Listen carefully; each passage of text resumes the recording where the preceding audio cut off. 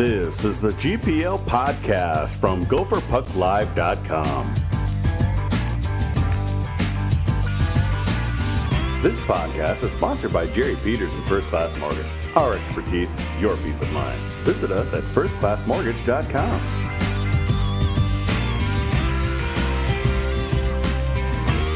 Now let's start the show with your hosts, Jupiter and Vigo.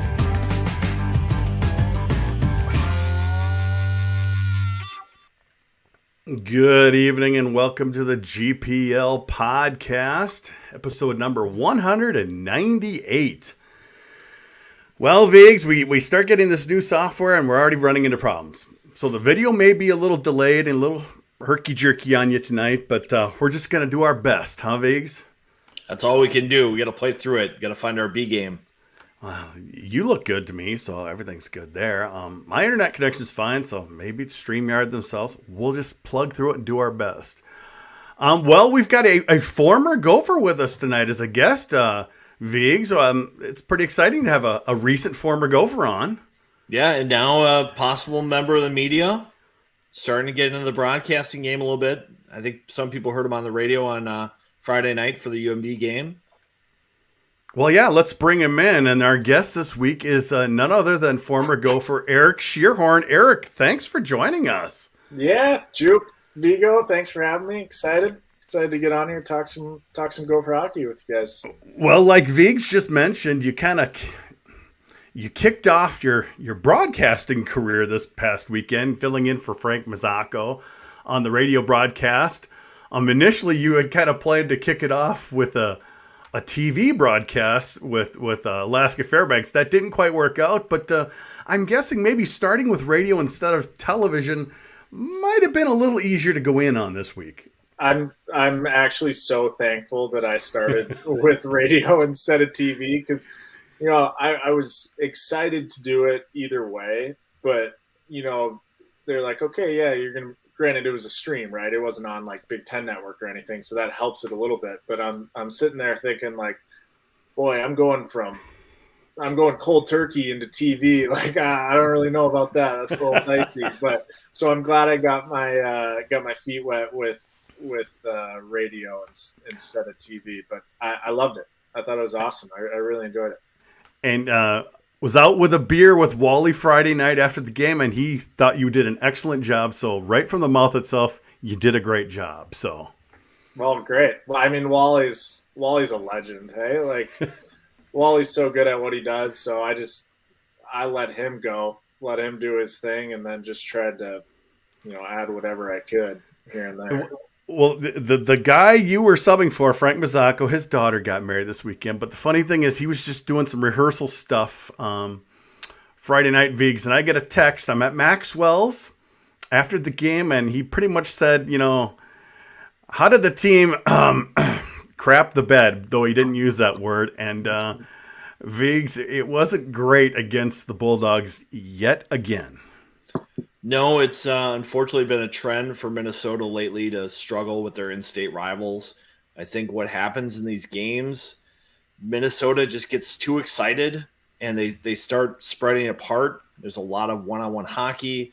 You've got players who are trying to force offense, I think, at times on the rush, and it ends up just feeding Duluth's game. And then Duluth can just go back the other way, and they get a couple, early goals and take control of the game, and then Minnesota just chased, Yeah. Something we saw last year against Minnesota State was when they fell behind, they just continued to chase offense. Some of the shifts, got long. You saw some penalties in the offensive zone, just things that frustrate coaches when you turn the puck over on the entries and on the exits. That leads to a lot of trouble. Well, it turns out that, Friday night, I got to 4-1, Eric, and I tweeted out that, boy, it just seems like Laffer's struggling a bit. And, boy, Jess Myers is like, wow, the fans are turning on him. Yeah. and I'm kind of like, no, it's obvious he's kind of struggling a bit. His numbers are down. There's a lot of pressure on him. I mean, there's a lot of pressure on goalies. It just seems like there's a lot of little extra pressure this season. And he is a bit off his game. Yeah. Yeah, Jess gave me the same spiel. I can't remember. I think it was one of the intermissions. He's like, "Oh, they're all over Laffer on Twitter." I don't know. I didn't see it. I was the only one saying he's just struggling. Okay. Well, yeah. I mean, my take on it is that I just feel like Laffer hasn't been able to get into games at all. I mean, I said it on the radio. It's every game. It seems like this season is there's multiple grade A's in the first couple periods, and they go in. He's got 5 shots and 2 goals, but he's got 4 grade A chances against. So it's really hard to feel confident about your game when goals are going in early, and you don't get a few easy ones off the pad directed into the corner. So you start feeling confident in your game, and it can feel it's easy to get behind the 8 ball and start chasing it a little bit. Start thoughts creeping in the back of your head of, boy, look up at the shot clock, and you're like, well, that's not good for the save percentage. You see it on the pregame notes. 88.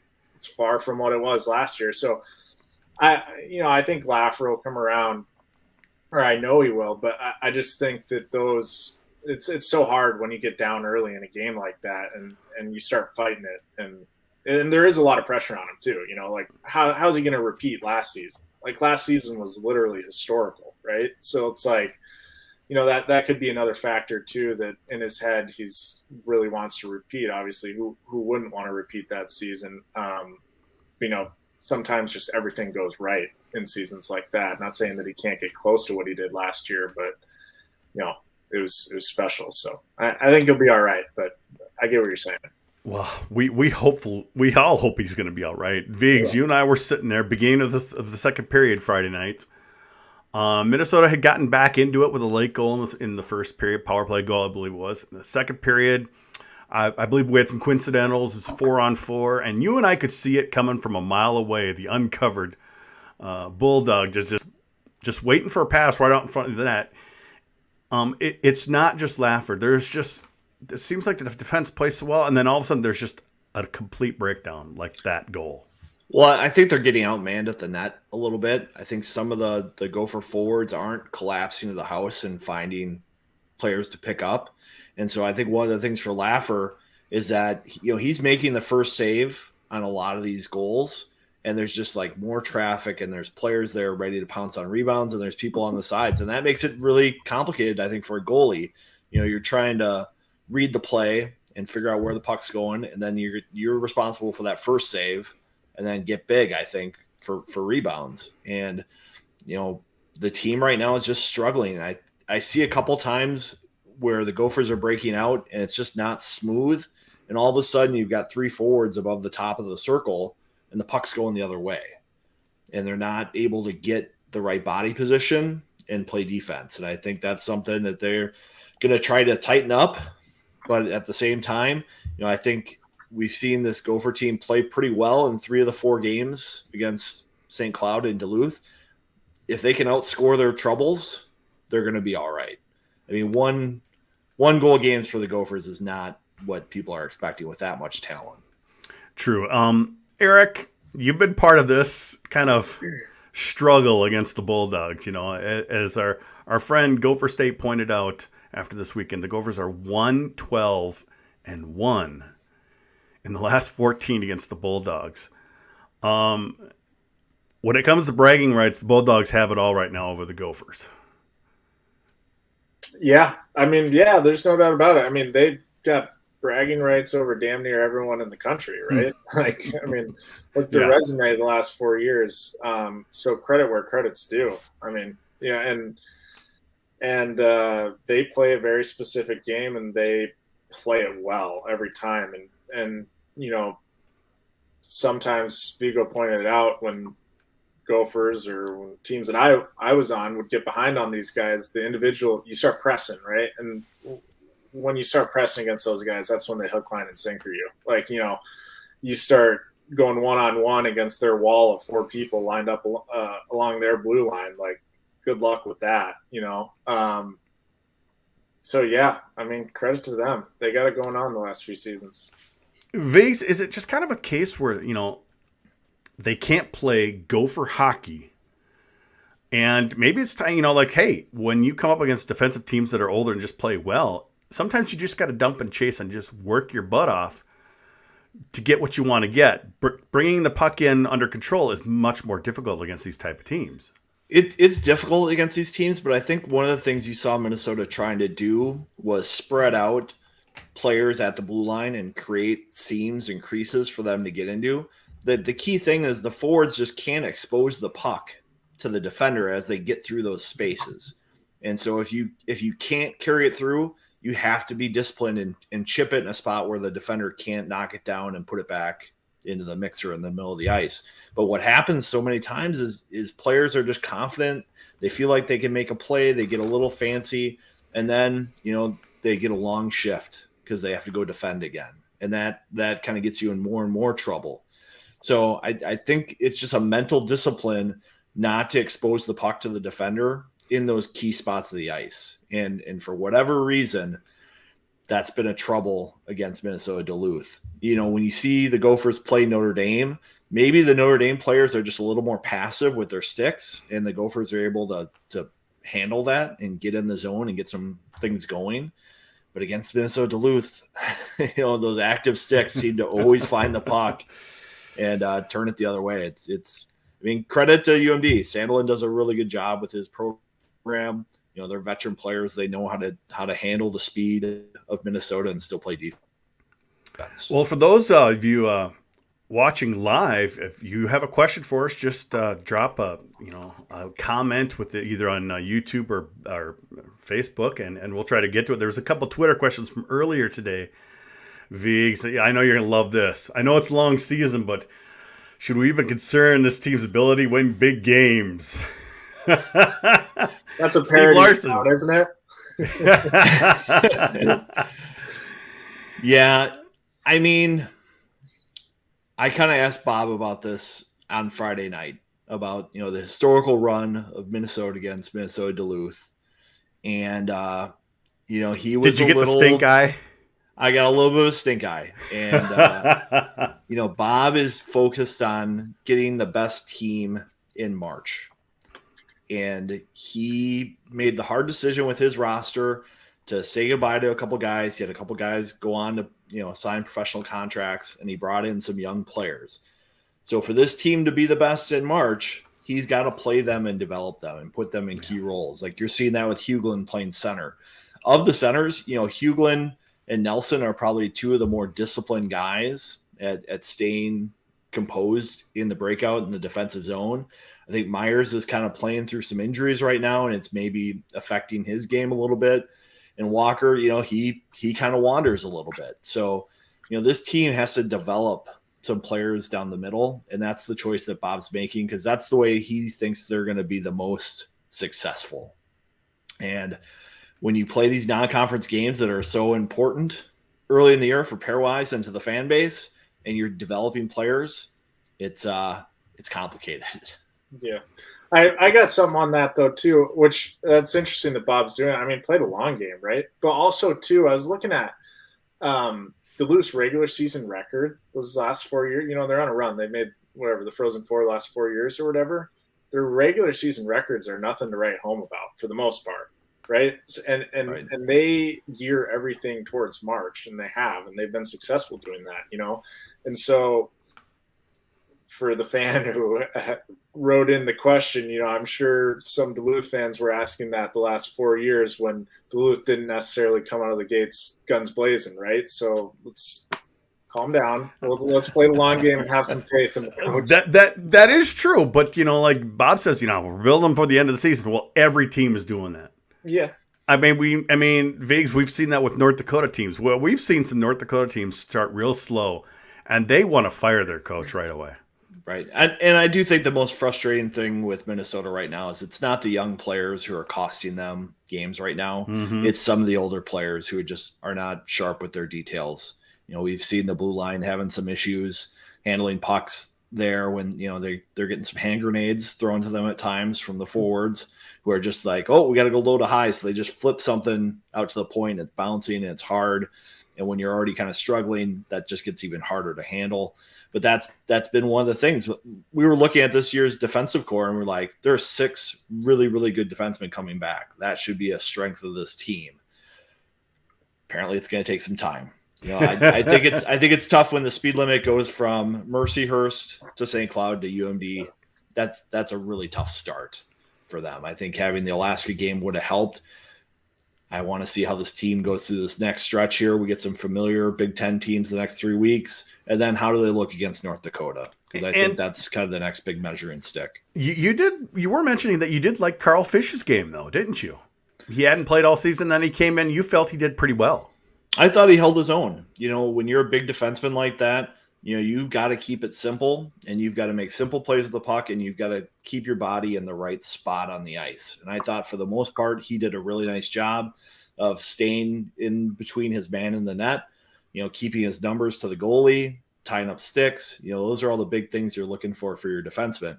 And, maybe some of the other guys, they've got to look at that a little bit and say, hey, I got to simplify my game a little bit, and then it'll start to come. And that's what you could really ask for as a goalie, Eric. You don't always need the fancy play in front of you. You just want the smart play, don't you? Yeah.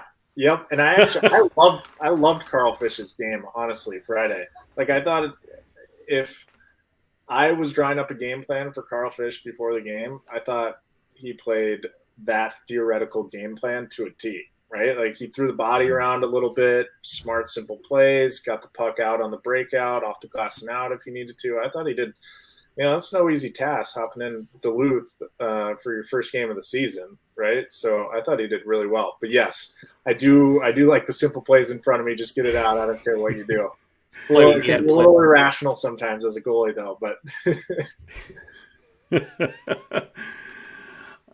Vigs, the one issue they do have on defense is lack of depth. We like their main 6 guys, but they've only got 8 guys this year, whereas in past years they typically had 10. So when a guy like Kester goes down or somebody has COVID or something, they're a little thin on defense. They are a little thin. It could be a worry, if you pick up another injury and now you've got Fish and Denman in there and you're trying to figure out how to match your team out against opponents who are pretty quick. And especially this year, now there's just the 1 media timeout per period. So the game goes pretty quick and there's not a lot of time to rest guys. So, you used to be able to shorten your bench and rely on those TV timeouts to maybe get your top guys out a little bit more. You can't do that this year. So I think they're kind of hoping that they can stay healthy here through the year. And, if something happens, they might have to grab a guy from the USHL to add to the team. You don't want to do that in the long run, but that could be an option for them if things do get thin. Oh, boy. You hate to see that, but Viggs, you and I were kind of talking about this summer that it looked like they weren't going to add any defense or bring anyone else in, and it going from 10 down to 8, it's risky. I mean, isn't it fairly risky, Eric? Yeah. I guess to be honest with you, I've never really thought about it. But yeah, I mean, now with Kester going down and you're down to 7, that could potentially be a problem. Yeah. I mean, it is risky. You lose 2 and you're down to your 8th D now in the lineup. So yeah. And Viggs, it's probably going to be more of a case now, or maybe he dresses 7D, and that's all of them. Yeah, it could happen. I know at the end of last year, Colin Schmidt took some practices at D to kind of get ready in case they needed to reinforce the troops a little bit. So maybe that's something they do. They have, one of those extra guys take some practices there to get comfortable just in case you need to do something like that. Okay, let's do a little bit of a lighter question. Eric, what is your greatest Gopher memory? From Darren Bakken on Twitter. Greatest Gopher memory. I'd have to say my freshman year, we played Wisconsin last weekend of the year. We needed 1 win to get the Big Ten regular season title. We lost Friday, came back Saturday, won 2-1, close game. Mariucci, I don't know if it was sold out, but it was almost sold out, and the game came down to the wire the whole time, and we won. And I was a freshman too, so it was like everything your freshman year is extra cool. So that game and winning the BigTen was extra cool. I would say a close second would be start of sophomore year when we went up to Alaska. Okay. And I got to play in front of family and friends for the first. I mean, I went to Shattuck when I was in 8th grade, so I hadn't played in front of family and friends since I was 13 years old, right? So that was super cool. So yeah, I bet it was.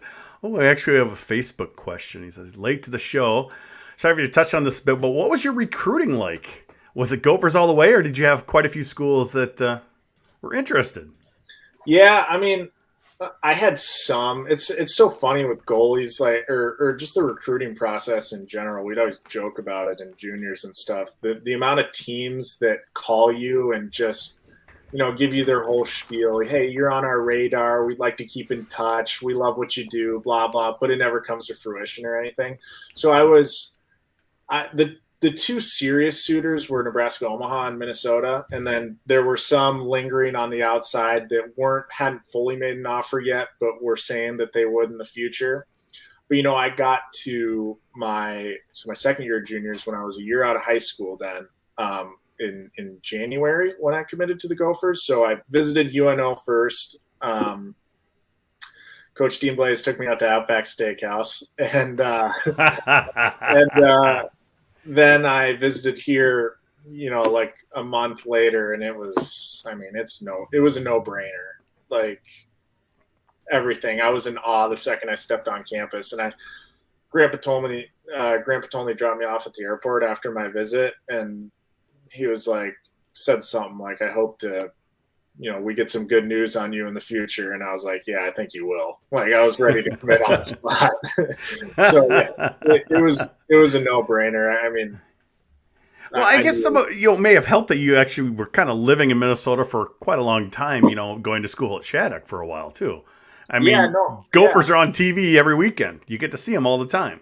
Yeah. And I had some familiarity with knowing guys here and whatnot, so kind of learned about the Gopher program. But to be honest with you, I was never drafted in the USHL or even the NAHL, and I kind of randomly, honestly, made a USHL team. So the fact that I was getting recruited by the Gophers now in the second year of USHL, I was like, wow, I would have never thought this would happen. So it was a quick kind of path to it, I guess. It happened pretty suddenly, but it was a no-brainer. Oh, well, that's cool. We had a story from Pat Micheletti saying he really wasn't even recruited by Minnesota. What does that mean? They all just kind of assumed he'd be coming here, and North Dakota thought they had him, and then he had to call Gino Gasparini and say, sorry, I'm not coming there. I'm going to Minnesota. And Gino Gasparini, the old coach, just hung up on him. And so it's actually kind of interesting to hear these stories because, Pat's pretty much the only other player we've had on, isn't it, Viggs? Well, I guess Caponegri was a player. And we had Carmen on. Yeah, we did have Carmen on.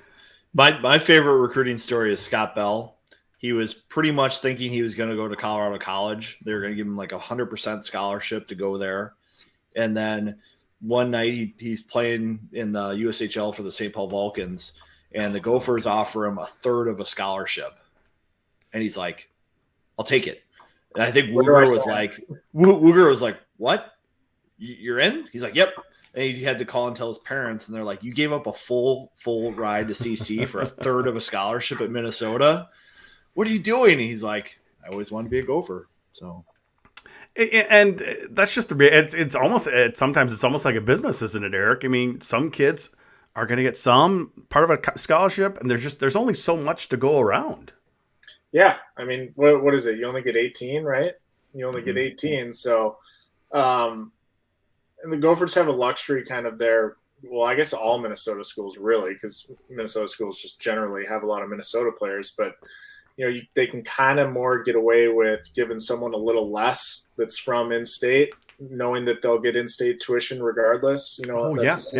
right? So that is something that works in favor for the Gophers, recruiting a lot of in-state guys. But yeah, no, it's a business for sure. And the Gophers also, being the Gophers, can get away with giving more players a third of a scholarship where, they could get more elsewhere, but they want to stay home and be Gophers. And then you look at somebody like a Tyler Nanny or whatnot, Grandpa could pay for the schooling, so some of the scholarships can go up. I mean, isn't that kind of the case, Viggs? Sometimes, but there's also some ego in there too. I think for players, you want to get what's coming to you. So it's super complicated. I think it's kind of a dark art that most college hockey fans aren't aware of, about how the scholarship percentages go. It's very rare for someone to get a full ride. Yeah, it doesn't happen all the time. And what a lot of people don't know either is that percentage can change by year. Like, that's a 1-year contract. They can rip it up and tell you got nothing the next year. I mean, most coaches won't do that because they honor their word and they don't want it to circulate that, hey, if you commit here and we tell you it's a full ride, it's not actually a full ride type thing. But I mean, they can find excuses to rip up that paper. But coaches come and go too. Yeah, exactly. Coaches come and go.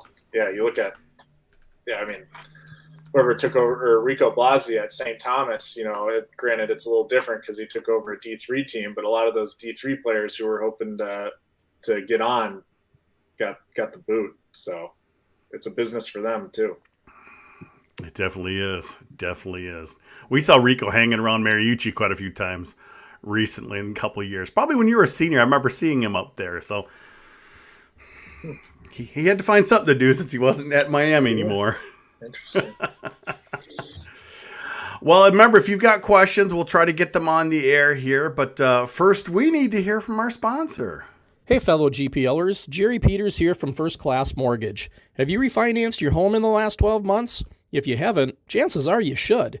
Record low interest rates and skyrocketing home values make this the perfect time to remove monthly PMI while improving your interest rate at the same time.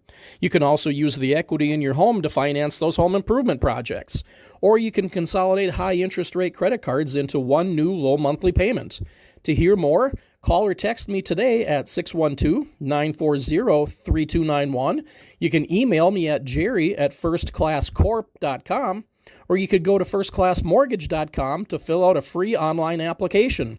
Mention the GPL podcast and receive a $300 closing cost credit. Some restrictions do apply. First Class Mortgage's NMLS number is 322842-480200. This is not an agreement to lock into an interest rate under Minnesota law. First Class Mortgage is an equal housing lender.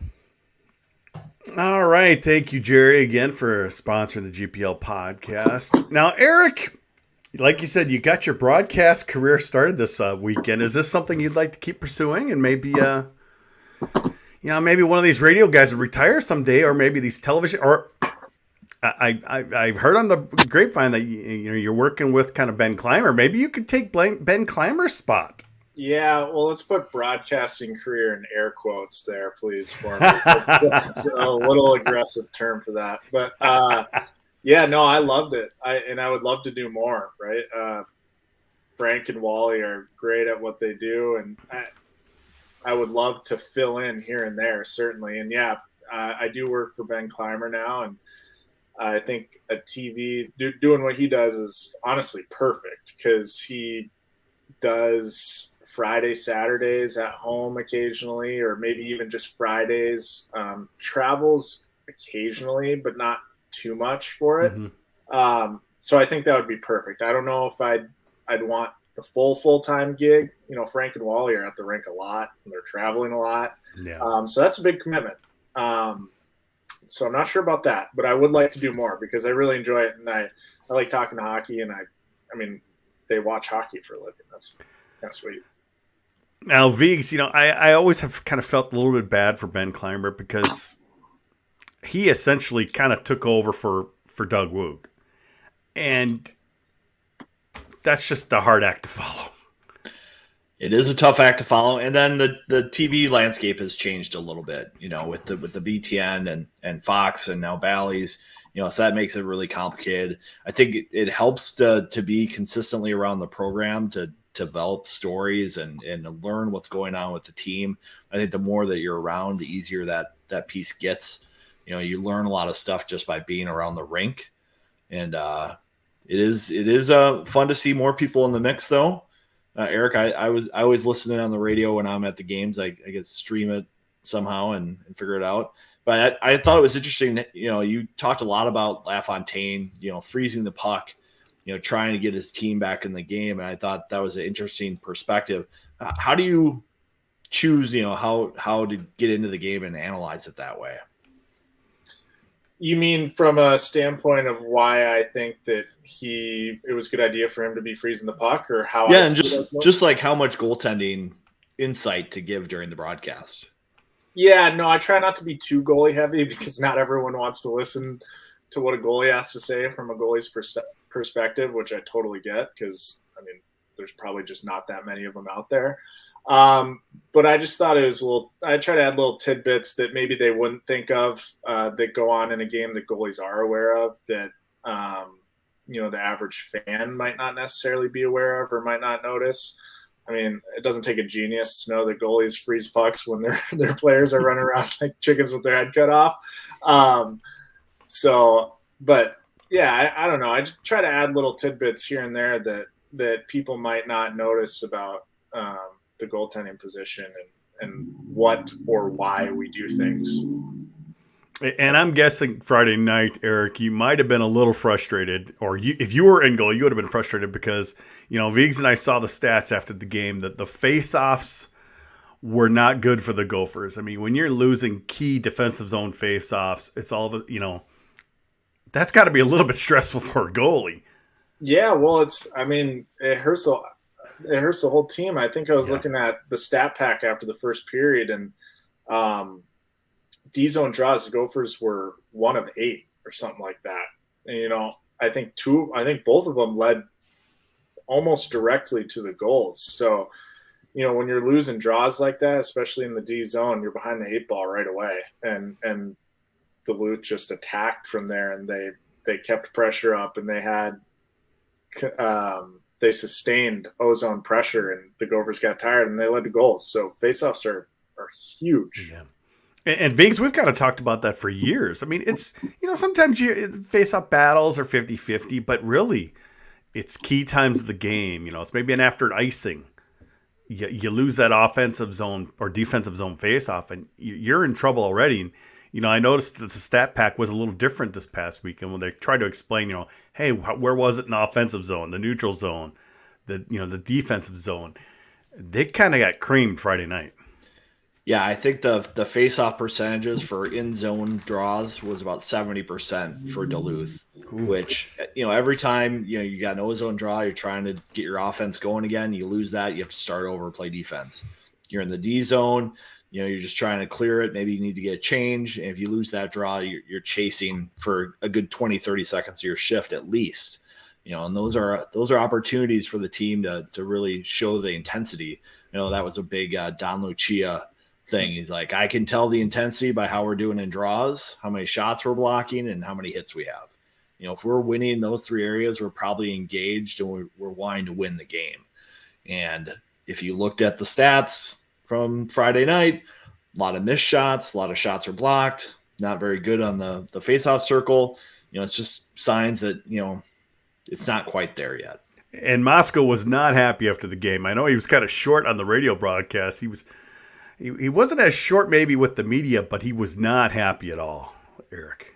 No. No, he wasn't. And I don't even think he tries to hide his feelings, but he doesn't hide them very well if he does, which is fine. I get it. If you're from a media perspective, I feel like that's what you want.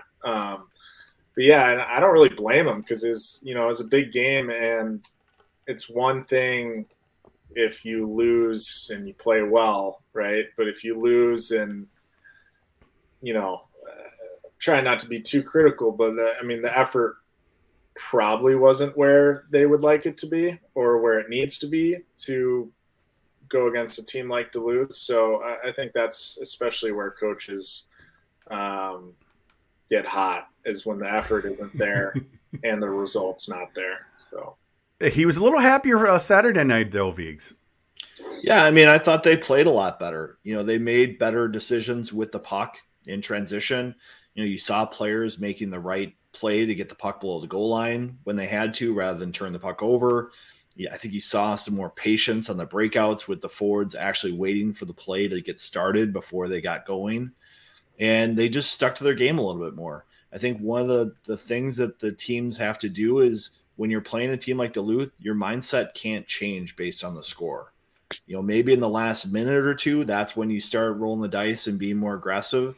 But when you play a team like Duluth, you just have to stick to it. Instead of getting 20, 30 scoring chances, maybe you're only going to get 10 or 15.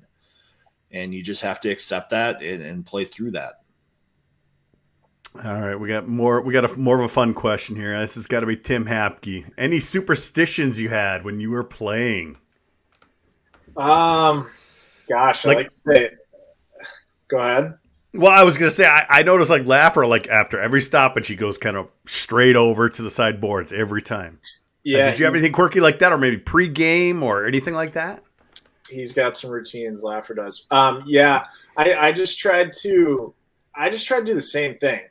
I had the same schedule, right? So nap time was, I don't know, 2:30 to 4:30 or whatever, shower, whatever, get to the rink.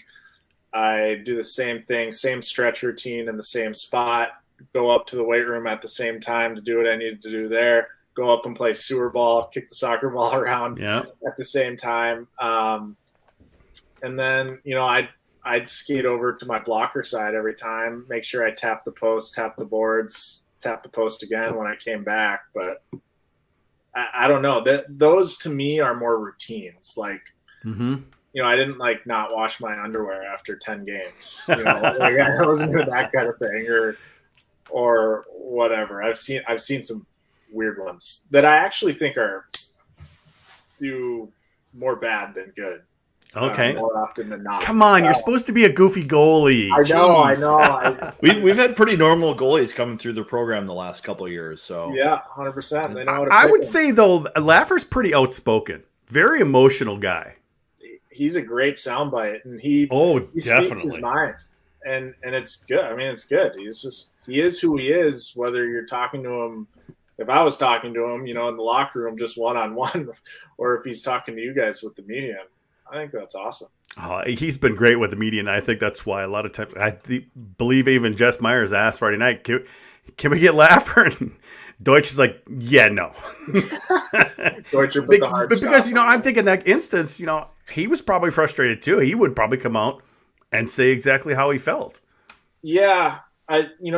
Sometimes when I was struggling, I almost wanted to do that too. I almost wanted to come out and be like, I know I'm sucking, sometimes it's just, you want people to know that things aren't going well and that you want to do better and you're trying to do better and you're working at it to do better. It feels like that, takes a weight off your shoulders so that you are saying your side of things, which you shouldn't have to, and you don't need to as a player. But sometimes you just want to be like, I know I need to be better and I'm going to be better. It's on me and no one else. Right. Brent Hoven think that might be the problem. We have too many normal goalies. Honestly, sometimes the weirder the better. Here's a good one for you, Viggs. Ken Slindy. Am I missing something? But the Gophers seem to collapse into the defensive zone while most other teams are meeting the Gophers at their blue line. Well, I think part of the Gopher strategy is to get in transition hockey. And so the emphasis from the coaching staff is everybody get back to the house, protect between the dots, below the circles to the net, and then sort it out from there. I think they trust that they have a goalie who can make that first save. And the thing that they're really concerned with is getting back, being hard to play against, and protecting, the grade A scoring chances. That's really the emphasis for Minnesota. I think a lot of these other teams that you're seeing, they're trying to set up a wall at the blue line for the Gophers to skate into. And so this is a totally different mindset.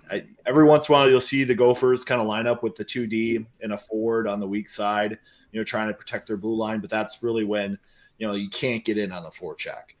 I think when Bob first took over as coach, too many times there were too many players trying to get on the forecheck, and then there'd be a big gap in the neutral zone for the other team to get some speed. And we saw many, many times, forwards get on the transition and split the D because there is no wall at the blue line. So now I think the Gophers a little bit better at when it's time to forecheck. They know how to forecheck. When it's time to set up at the blue line, they do. But when they're in transition, they're just trying to get back to the house. But then that gives a goalie a great chance. Like, you left all alone and somebody comes out, you get to make the great save, right, Eric? Yeah, it's your time to shine, which is good. It's good if you're making the saves, but if you're not, then you can just blame the D. Take all the credit for the saves. Well, Laffer had to make a big save in Duluth early when Kobe Roth got that breakaway shorthanded, and Laffer was there for that. He stood tall, he outweighted the shooter, got a big blocker up there. That's a save that can change the momentum of the game too.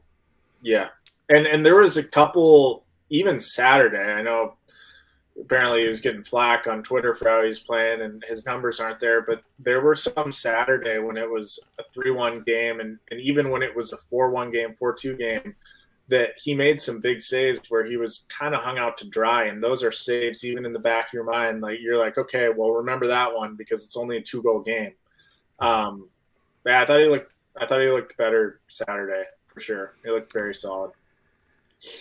I know that they track the grade A's for and against. I know that's one of the big things that Moscow does, and he'll associate players with creating the chance or allowing the chance. Yeah, I'd love to see how many they gave up the last 2 weekends because it's got to be more than usual.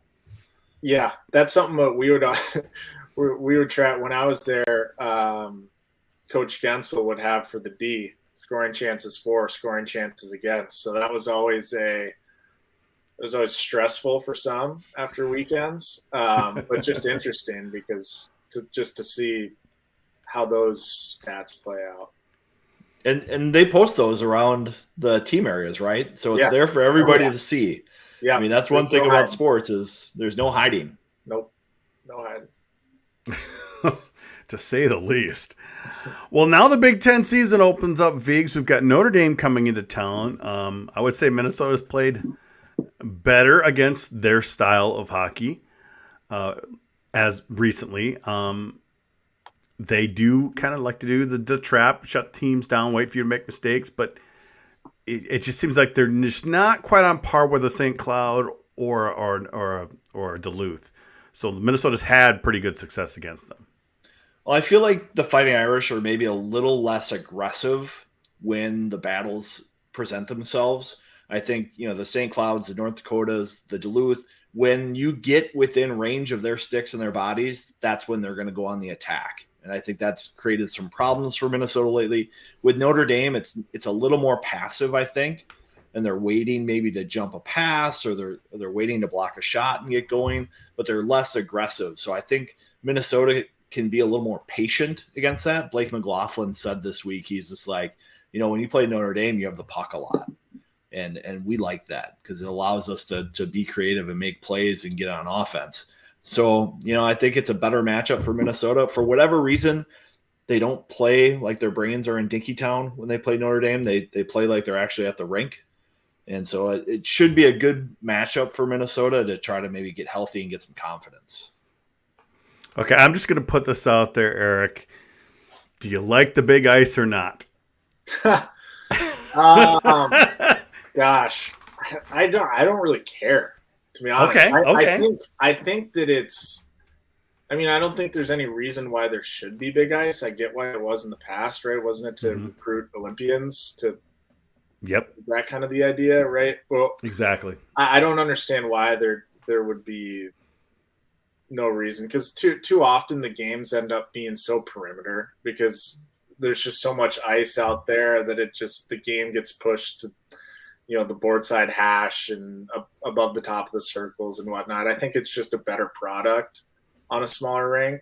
But as a player perspective, I never really cared. Same game, same game to me. Everything just happened just a little faster on the small rink. And Vigs, we're still waiting for the rink to be shrunk a little bit, so everyone keep their fingers crossed, right? Yeah, yeah. Buy some tickets, come to the games. There is a plan in the Regents documents to use that commercial paper program to pay for the rink. I don't think there's a timeline yet. It all depends on how healthy the athletic budget is, I think, this year. How fast they get started with that transition. Eric, you were lucky. You got to play out your senior year. But then I'm guessing you really felt for those players the year after when they're building up, they're playing well, they're about to head to Penn State, and then COVID just shuts it all down. Brutal. I mean, you could say the same about so many athletes. Yes. It's just brutal. And I somehow lucked out more than, my senior year was the year before. My season got done in France like March 2nd. I was back in America March 10th. Travel to Europe shut down like March 16th. Oh. Yeah. No, but that was tough because, since I graduated, I've become a fan, so I've never really been from Alaska. We don't have any pro teams. Alaska Anchorage hockey team has never been much to write home about. It was in the early 90s, but I didn't exist. Yeah. So I've never really had like a true sports team. But now I'm a fan. I'm a huge fan of Gopher hockey, and it's a new experience for me, but it's great. So yeah, it's been fun to kind of have that transition. I wish you could have been here. Maybe, I know hate bringing it up in the WCHA days, because it was a lot fuller. The fans were a lot happier. That's a whole other just huge item, because it hasn't been great. It wasn't that great while you were there. Just a full house. Yeah. Unfortunately, people don't necessarily want to see us play Ohio State or Penn State or Michigan State. They want to see us play Duluth, St. Cloud, Nodak, Denver. Yeah, that was like my favorite question to get at Skate with the Gophers. I miss the old WCHA. I was like, oh, okay, what do you want me to do about it? and a lot of those people forget, though. They're like, oh, I miss playing Michigan Tech. Really? Yeah. Michigan Tech really hasn't done anything since the mid-'70s. Anchorage, whatever. I've never liked that argument, but it wasn't just that, though. We had Norwood Teague come in and say, hey, let's reseat the whole arena. Now all the people have been there for 20 years. Now you got to pay this extra $500. Yeah. That made a lot of people angry, wouldn't you say, Viggs? I think that might have been the biggest reason. Well, yeah, and like my family's had season tickets for a long time, and you knew the people who sat around you really well. Like it was just like, oh yeah, I know them and them and them, and you might not know their names or phone numbers, but during hockey season, you saw them, half the Fridays and Saturdays of the winter, and so you kind of form those relationships. Like I saw Tony Lucia and Mario Lucia kind of grow up because their family seats were right by ours, so you could kind of have that connection with people around the rink. And then the Final Five was just a celebration of college hockey at Excel. It was just perfect timing for that to come together. And, it'll never be the same. I always thought it would be fun to have a BigTen NCHC tournament at the end of the year or something instead of, the conference tournaments, because that would bring out the fans and some bragging rights, and it'd be a lot of fun. But we're still playing all those teams we like, though, Viggs. We're still playing North Dakota. We're still playing UMD. We're Mankato, not this year, but we're still seeing those teams. The crowds are actually pretty decent this past weekend. I know I think they had scanned over 7,400 or something like that, which is quite an improvement over recent years, against UMD. So that part is good. So I really think it was kind of like you said, you build up relationships for decades with people, and all of a sudden you're getting charged a lot more, and made a lot of those fans say, I'm going to put my dollars maybe elsewhere, maybe the Wild or something like that. And that's just tough to recover. And that's been your biggest thing. You're like, you're not going to get those fans back. You got to get new fans now. You got to get those skate with the Gopher fans who don't ask that question to Eric. There's a group of people too. They say like they got the jerseys that say "big mistake" or whatever. Oh yeah, those guys are classic too. And they sit right behind the net, so yeah, they're hard to ignore. Yeah. I still get a lot of private messages on Twitter from Big Mistake. So yeah, he's a dedicated fan. So we love the dedication. We just can't do anything about it, unfortunately. And that's just it. Minnesota didn't want a Big Ten. Mm-hmm. They never did. So we just got to deal with it now. What can you do about it? All right, Vigs. This weekend, Notre Dame.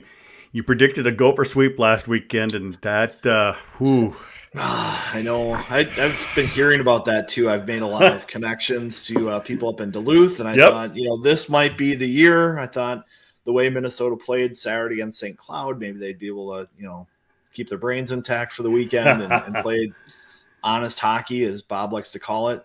But that wasn't the case. I did think they played pretty well 3 out of the 4 games against these teams. So, the record isn't what people are looking for, but I think they've learned a lot, and I think they're developing their team. I think Notre Dame comes at the right time. I'm going to be sticking with sweep again.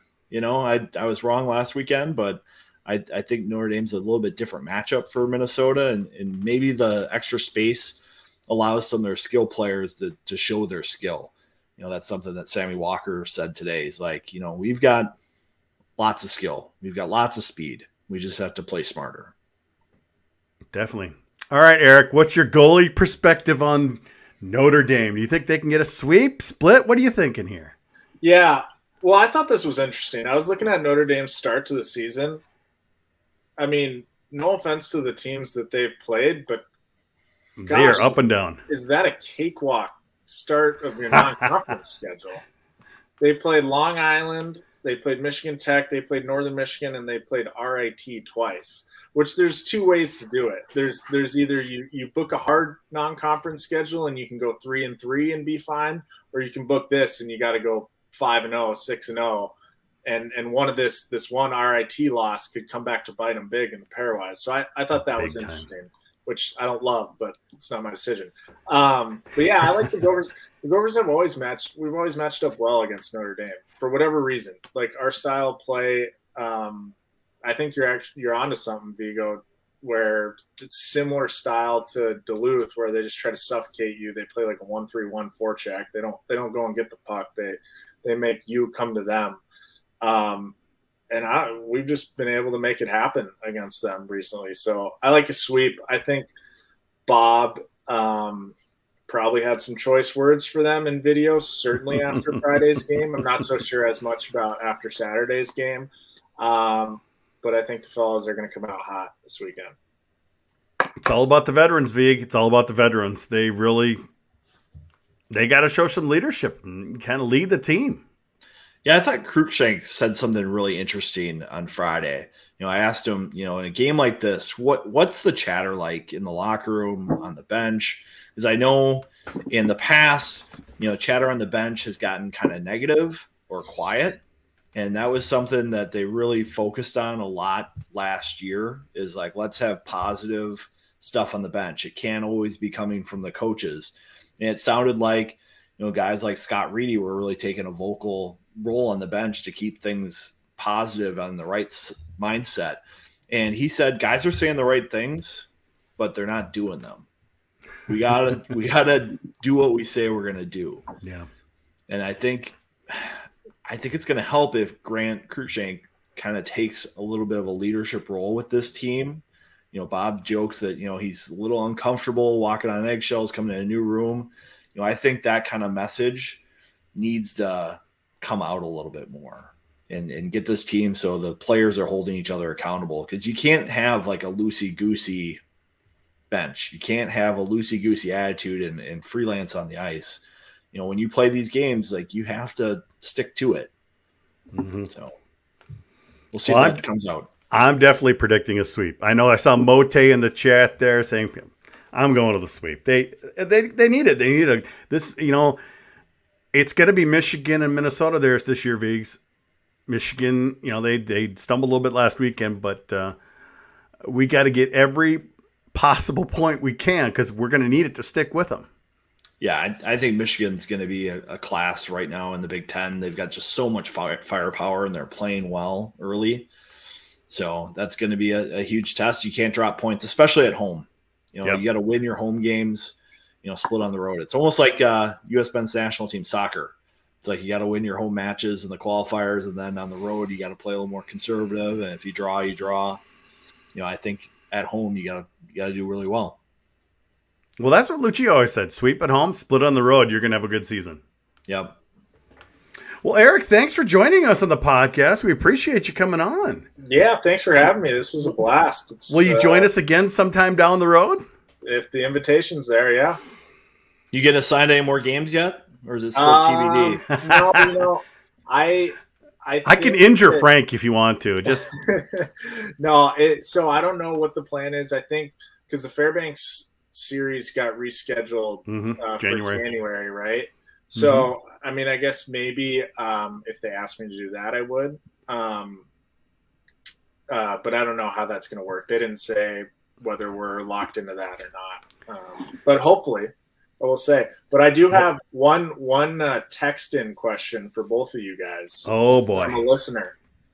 It says Motzko's predecessor had a reputation of recruiting a preponderance, what a word, of offensive players who didn't have a lot of grit. Not enough role players or guys with they would go into the corners and set up prima donnas. That was sarcasm. Oh. Any risk Coach Motzko is doing the same? Wow, that was aggressive.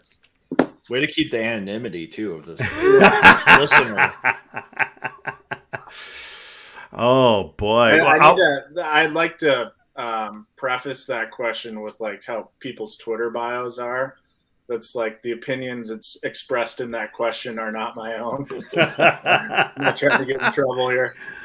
Viggs, that's been a problem since forever for this team, though. I mean, really, because, recruiting the Dino guys and things like this. It's like, yes, that is the case from time to time. I mean, some players are like that, but that's just kind of with the territory, isn't it?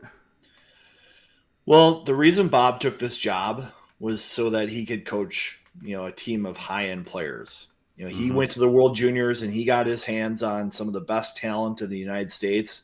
And I think it was a little more complicated to get that talent to go to St. Cloud. So he took the job at Minnesota because he wants the Chaz Lucius. He wants the Matthew Nyes. He wants, Kester and Johnson and Faber and Lacombe. He wants that high-end talent to be on his roster. But putting it all together. But you got to put it together, and you got to figure out how to blend those kinds of players and protect them with experienced players who can win battles along the walls. You need enough, Sample Rantas, Scott Reedies. You need your Jackson Nelsons, Grant Cruikshanks. You need wall battle players as well. So it's just you got to have the right blend of players to be successful. And you can't get into the habit of when you get your recruiting pipeline and someone departs early, you can't always just go grab your next top recruit. Sometimes you have to grab a more veteran player who's played 2 years of juniors to fill that spot so you have that balance on your roster. Yeah. It's coming, Gopher Nation. Like it is. And I'd like to add on to that too. If you look at last year's team, I was crunching some numbers before the game last Friday, and last year's team, I think, had like 8 games where they gave up more than 2 goals. So that shows you right there that team last year has majority of players came back for this year don't have to win in a track meet to win. They can win 3-2 games. They can win 2-1 games, which I think is a good sign. And I think Bob's doing a great job of. I mean, look at this Matthew Nyes kid. That guy's a player. I like him. That guy's so good. I mean, I think they'll be lucky if they have him more than 2 years because he's legit. And guys like that Carl Fish, Perbix, Nelson, like those guys make a difference. And they're not perimeter players. Ben Myers, example A of that. So to answer my own question that I asked, I think Bob has been doing a fantastic job of not recruiting all of the same players. He's recruiting, guys to plug in every role. And he's picking guys later too. Yeah. Like especially the defensemen. He's not going after a lot of 16, 17-year-old guys and getting them to commit. Just look at some of the guys he's gotten lately, like Cal Thomas, who committed, Eric Rudd, who committed. These are guys who've played enough years of junior hockey where they can evaluate them and say, yes, they are going to go into the corner and compete and win battles. When you are recruiting a Bantam, the only time they get tested in the corners are maybe at the development camp during summer when people may be taking hockey seriously or just, there for the experience or in the middle of their training, or, they're in, the state tournament. You get basically 2 weekends to evaluate this guy for how good he actually is at battle level and compete. So you're seeing a blend right now. And that's going to be key for them as they continue to build their roster. College hockey, it's so hard to build your roster with departures and juniors and all that stuff and the scholarships. COVID. You got to be patient. Yeah, COVID. 25 Eric, can you stick around for a little bit of overtime after this? Yeah, for sure. All right. Well, that's going to do it for this episode of the GPL Podcast. We want to thank Eric for coming on. It's nice of him to do that. Next week is Badger Week. So, of course, when it's Badger Week, we have Todd Molesky on from the Wisconsin State Journal. So he'll be there, or he'll be with us. For those of you currently watching on YouTube and on Facebook, we're going to have some overtime coming right up. For the rest of you, we'll see you next week.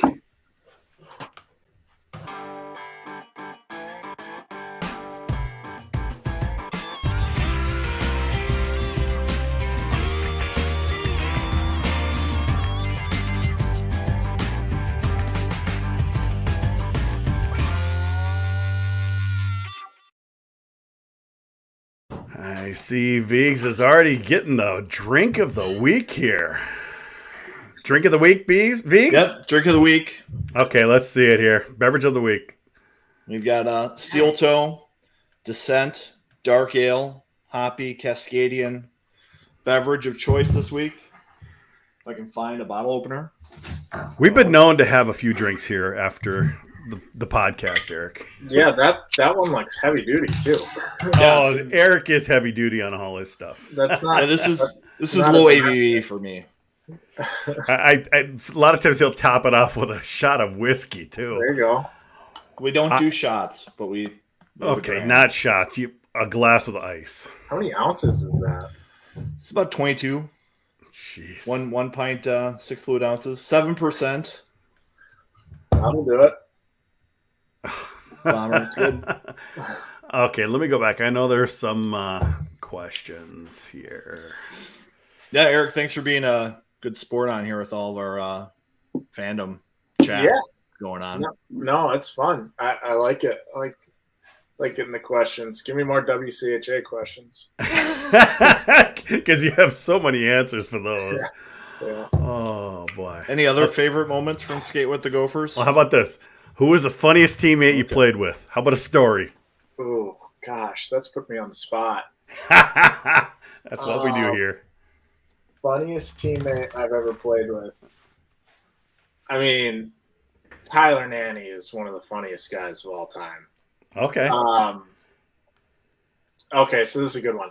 So, do you guys know John Hammer, our former director of hockey ops, John Hammer?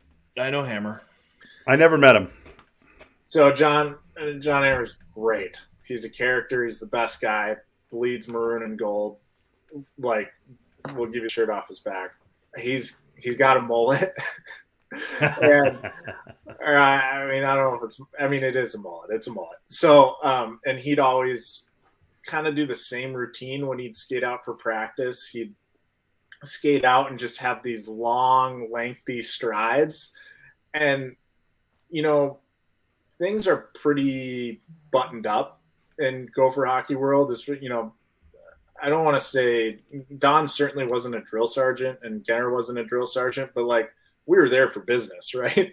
And Tyler Nanny comes in, he keeps things light for sure. And he comes out for practice randomly one day, and I had been there for 3 years, and like guys like Justin Kloos, who had all the right in the world to, do kind of what they wanted, never did stuff like this. Or Nanny Skate comes out to practice with a mullet hanging out the back of his helmet and goes out and does the John Hammer strides around the rink. And Denner and Don were just looking at him like, what is going on? And everyone was just kind of in awe, like, wait, so are they going to get mad? Like, what's going on here? It was funny. You kind of have to know John Hammer to really appreciate that, but that's just one I can think of off the top. Oh, boy. Here we go. Who is the best player you played against for a shootout? For a shootout? Yeah. I mean, you probably didn't have – I didn't have very shootouts. We had one against Michigan. I honestly think I might have just had one, Michigan State, the last regular season game sophomore year. But I'll go all time. And I was thinking about this earlier today, is Kyle Connor has scored so many goals on me in his career. It's crazy. So I yeah, he's terrible too. Yeah. My junior year of high school, so when I was a 17-year-old, I played 2 games with the under 17 NTDP team, both in Youngstown, where Kyle played. They lit us up both games. I started one in relief the other. He had to get a couple goals there. My 2 years in Muskegon, we played Youngstown like 50 times. And the second year especially, they were really good.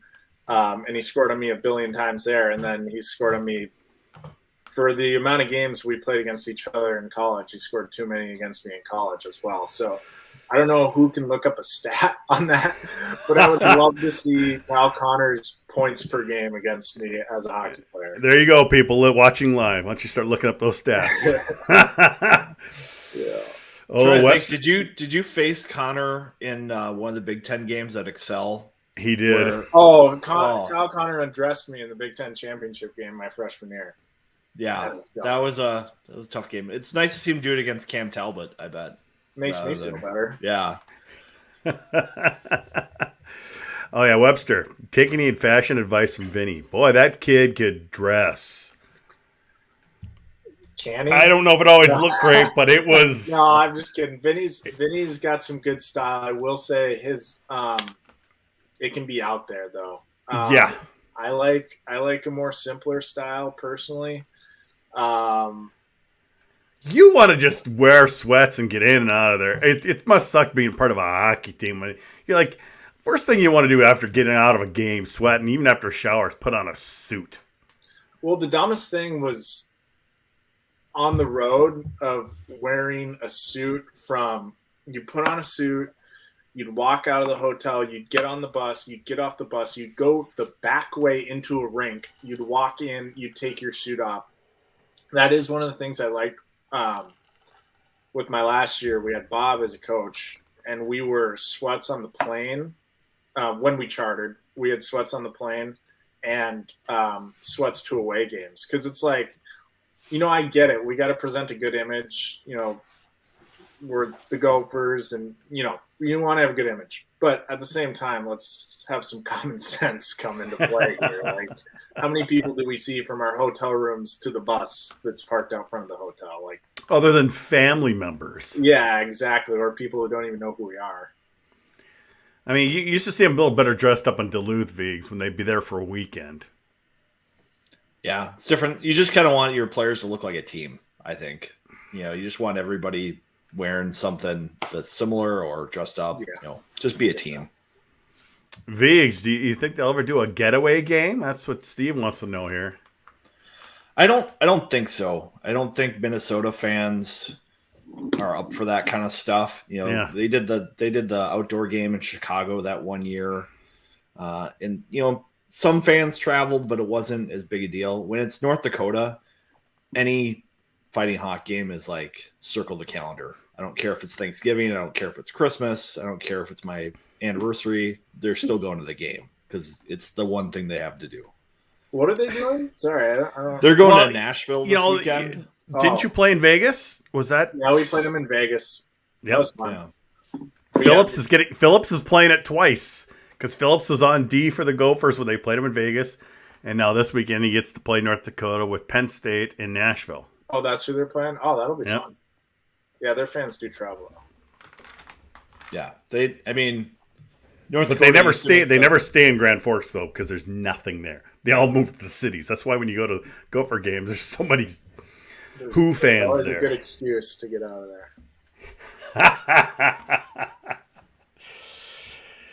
Viggs, how many trips did you make to Grand Forks? You make any? I still haven't been to Grand Forks. Really? I don't know. I'm kind of a big guy, and you go to a place like that, people start to. Yeah, but you don't have much to worry about. That's because you're a big guy. Some people like to pick on the big guy. So I have not been to Grand Forks since Danny Ehrman days. They won both times I was there. They won, but it's been a while since I've been to Grand Forks because it's just not that great of a trip. And in the past, Eric, Vigo and I have been to Duluth many times. In fact, we went just a couple of years ago and drank a little too much after the game, but that's another story. I will say, back to the first question, my favorite memory, actually going there start of my junior year, playing at the Ralph and winning there Friday night was actually maybe the best memory of college. That was probably the best game I played in my college career, that game. And the atmosphere was nuts. I actually have a photo of you. Probably one of the last times you played them here. Yeah, that's sophomore year. Yep. I've got a couple photos I have for this. This one is a great video of because I don't know I can't remember what it was, but you probably remember that play really well. Yeah, that was freshman year. Yep. Friday night against Ohio State. We were down 2-0. And there was, it was kind of in that gray area. Do I go get it or do I take this breakaway? And I was like, well, 2 goals on like 12 shots or something like that. I'm going to go dive for it. I've got a sequence of photos because I was actually in the photo box when that happened. All right. Because I run the site, but I let Vigo do all the writing. So post game, you'd see me there, maybe videotaping or something like that. But I'm more of a media take pictures guy. And I let Viggs, the actual journalist, do his thing. Right, Viggs? For the most part, yeah.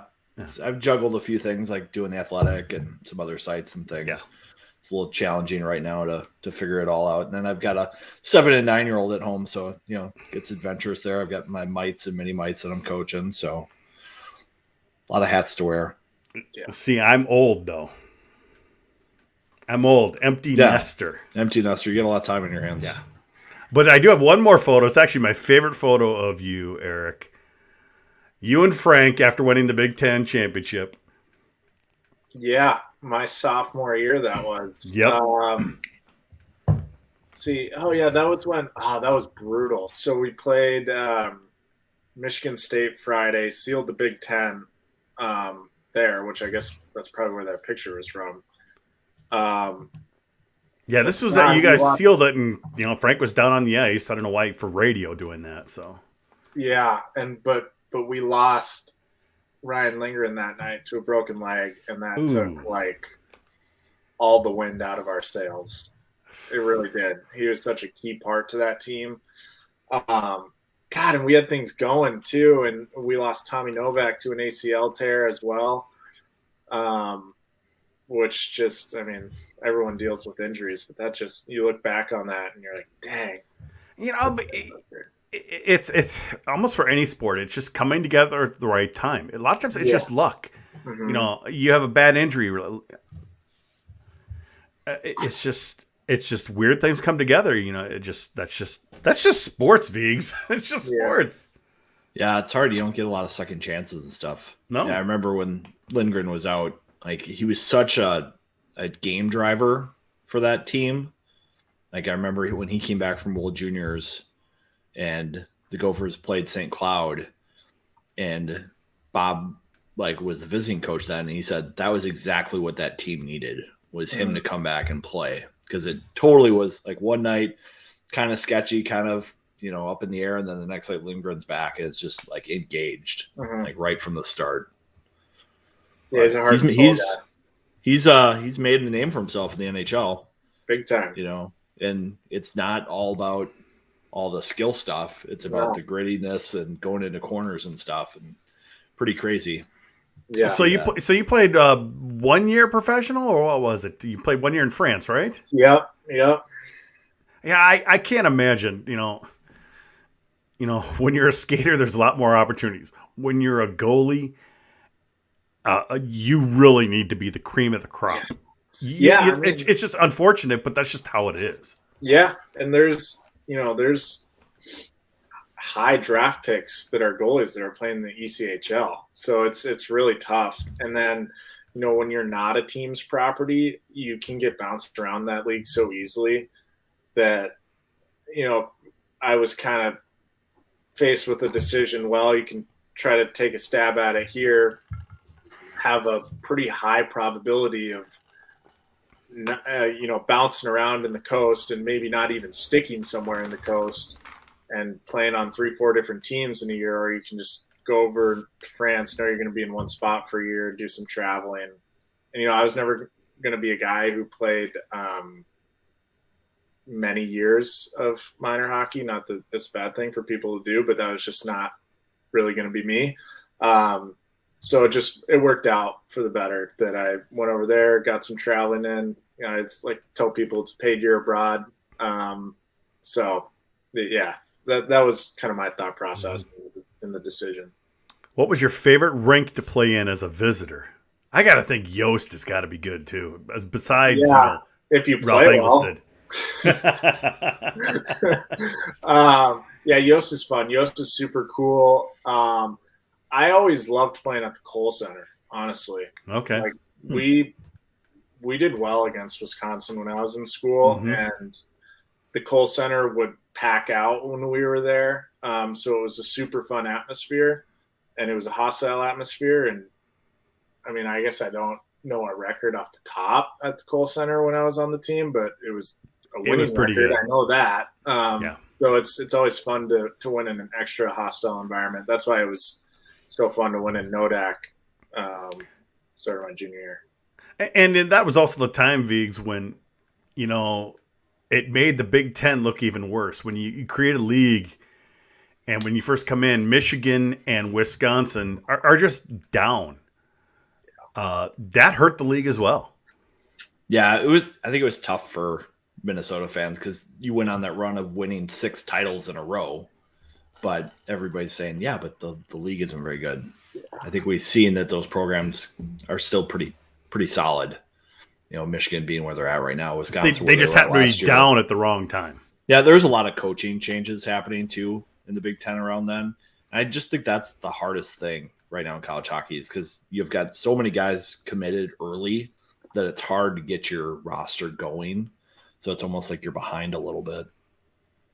Michigan has always been one of my favorite opponents, you know, going back to the 90s when, you know, they would play in the college hockey showcase. And, you know, back in the first college hockey showcase in the early 90s, Eric, they were playing these at the St. Paul Civic Center at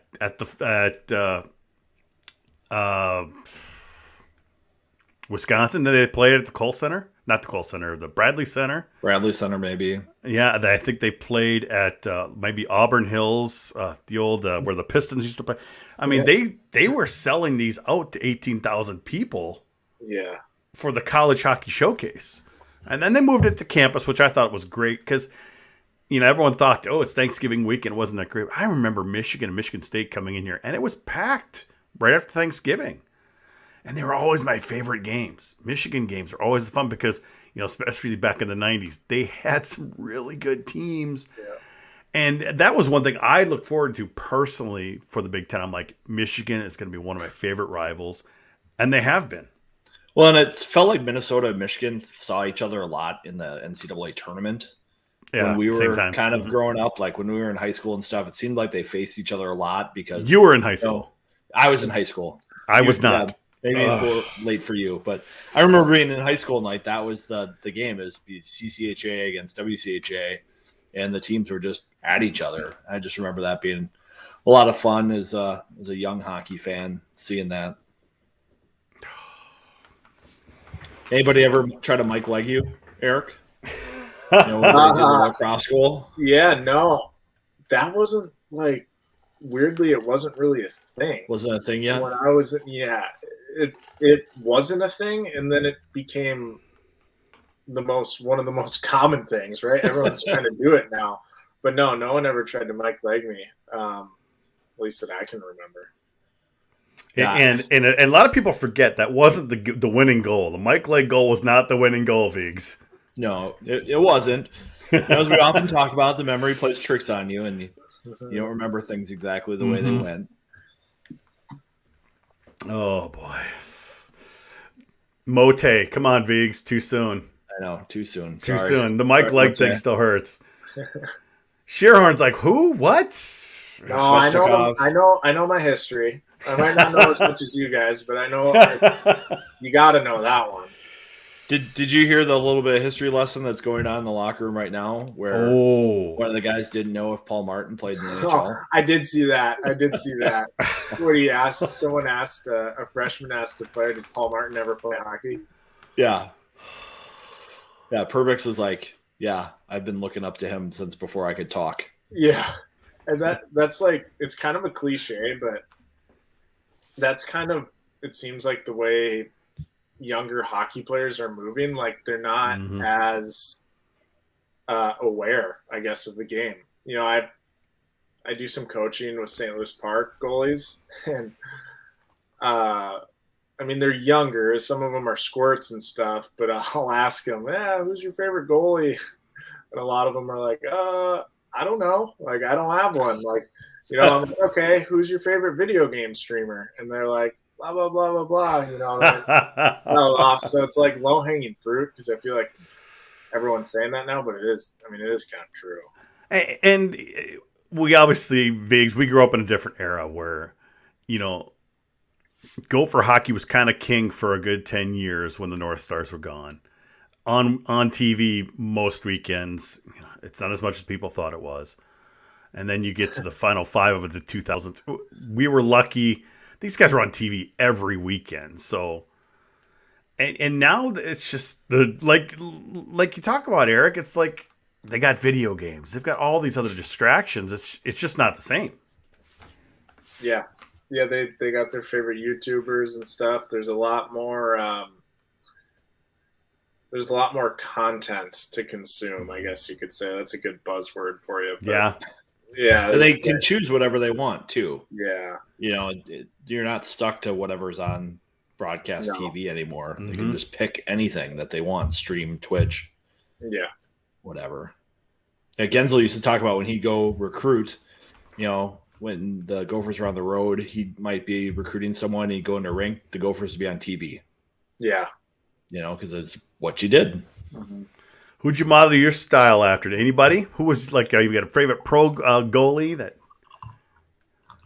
I mean, I didn't really try to model myself after anyone, I don't think. I mean, I loved Patrick Waugh growing up, because I was, for whatever reason, I adopted the Avalanche, probably because of him. But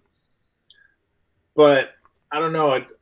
As I progressed through my hockey career, I would never say I was the most technically sound goalie. I think Don called you a street hockey goalie. Yeah. Thanks, Don.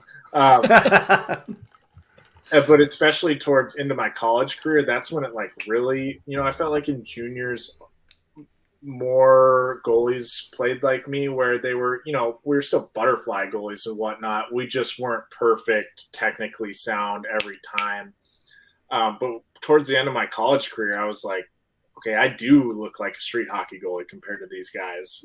And I certainly look like a street hockey goalie compared to NHL guys. So I couldn't really relate my game to many people. You know, maybe Jonathan Quick, minus being able to do the splits a little bit, someone like that, maybe. Yeah, I mean, I liked watching guys, but my game didn't exactly mirror their games. Well, it's so interesting. It's like now you have a lot of these goalies, they've got the iPads out on the ice, giving the goalie the puck's perspective of the goalie. Mhm. So if you're one of those smaller goalies, like you got to attack the puck and like attack the angle and then read the angle and then read the play. Because, you know, the farther you sit back in the crease, the more net that shows up. But the tighter you get to the shooter, the less net. So the less size you have to have. Mhm. It's kind of an interesting perspective that I've seen out there coaching. Yeah. And granted, this is coming from a goalie fan and a goalie's perspective, but like, what other position in sports has evolved more in the last, even you could say 10 years, probably realistically 15 years, like than the goalie position in hockey?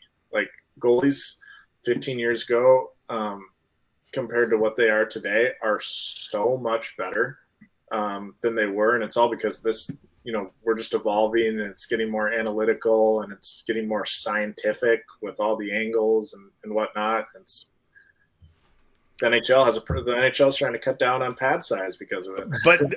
But they're not exactly that far off. I mean, you do look at the style of goalies, let's say in the early 80s, their pads were much smaller. Oh, yeah. Well, they're heavy. They're ended up being a lot heavier too.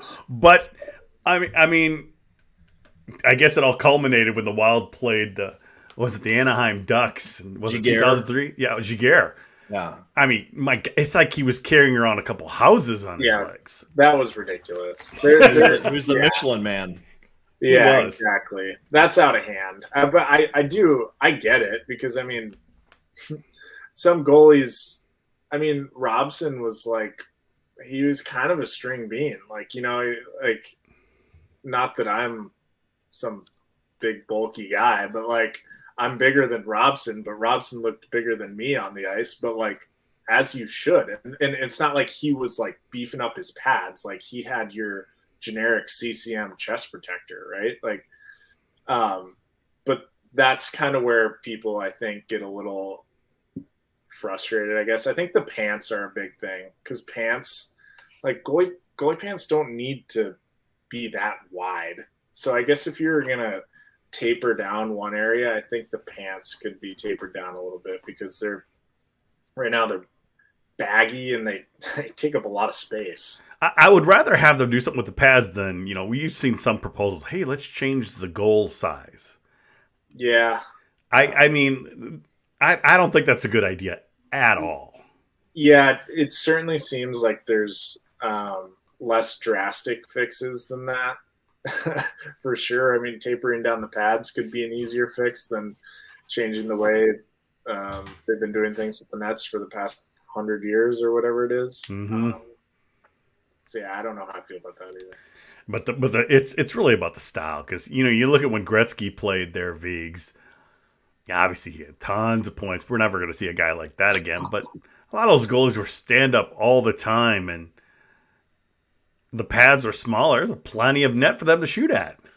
Yep, it was a different position. Like now you got guys like Dubnyk who are just like robots out there. You know, it's like they see the shot, they get in their butterfly, and their shoulders are at the crossbar. You know, that's just isn't he like 6'5" or something ridiculous? He's really big. Yeah, and he's got a really long neck too. So He does. Got a lot of neck. Scouting report. All right, what goal would you love to have back if you could? Oh, geez. Yeah, no, I mean, everybody, you've got it. There's something like, I can't believe I let that one in. Everybody's got one. There's got to be one. Got to be a goldfish, dude. Got to be a goldfish. Well, maybe you're the perfect goalie then because you've forgotten about it. No, because that's what you really got to do. You can't just sit there and think about, I just gave up a bad goal. I need to stay in this too. No, I've let in some bad ones. I haven't forgot about them. It's just like, which one really stands out? Like I'm trying to think of like a Vesa Toskala situation where I've never been scored on from like the far blue line or goal line or anything. Well, that's good because I would think those would just kind of scare you the most. You never know how that puck's going to bounce. Yeah, but that's where my street hockey goaltending comes into play because I just charge at it. Play the puck, don't let it play you. No, I don't know. I've let in plenty of bad goals. Honestly, none of them stand out off the top of my head. Good. But if I did enough digging, I could give you a handful, bucket full. I mean, people used to rip. They ripped Frazee, the poor Jeff Frazee. You know, he gave up that long goal at Mariucci. It literally bounced right in front of him and just it was against North Dakota too. And a lot of those people forget that the same thing happened to North Dakota when they opened up their brand new arena. Yeah, you opened up the Ralph and Leopold just floats one down, goes right between his legs. What was the series there? Because the Gophers opened up the Ralph, didn't they? It was just a one-game thing. And the Gophers won? Yeah. Lovely. That was that 2001-2002 season, wasn't it, Viggs? I think so. I'm not 100% sure, but I think it was that Hall of Fame game kind of deal. Mm-hmm. Yeah, okay. So. Yeah, and the Gophers won, and when the game was over, all these streamers were coming down as they celebrate because they thought they were going to win it. So that's one thing Minnesota will always have. They beat them when they opened up the arena. Uh-huh.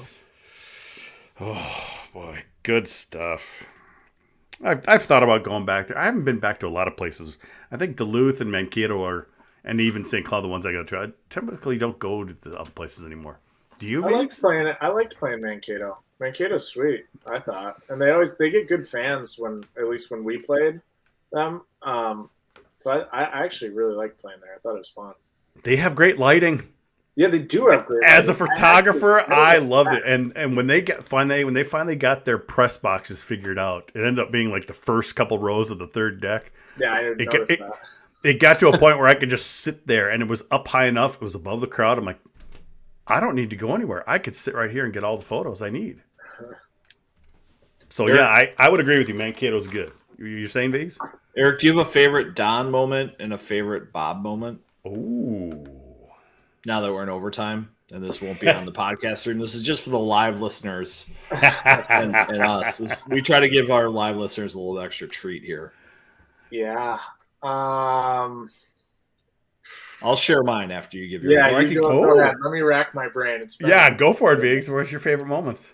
Well, I think my favorite Don moment was like I started writing for The Athletic, and he started to kind of trust me a little bit. And he sat me down for like an hour and a half in his office, like during winter break, and we just broke stuff down.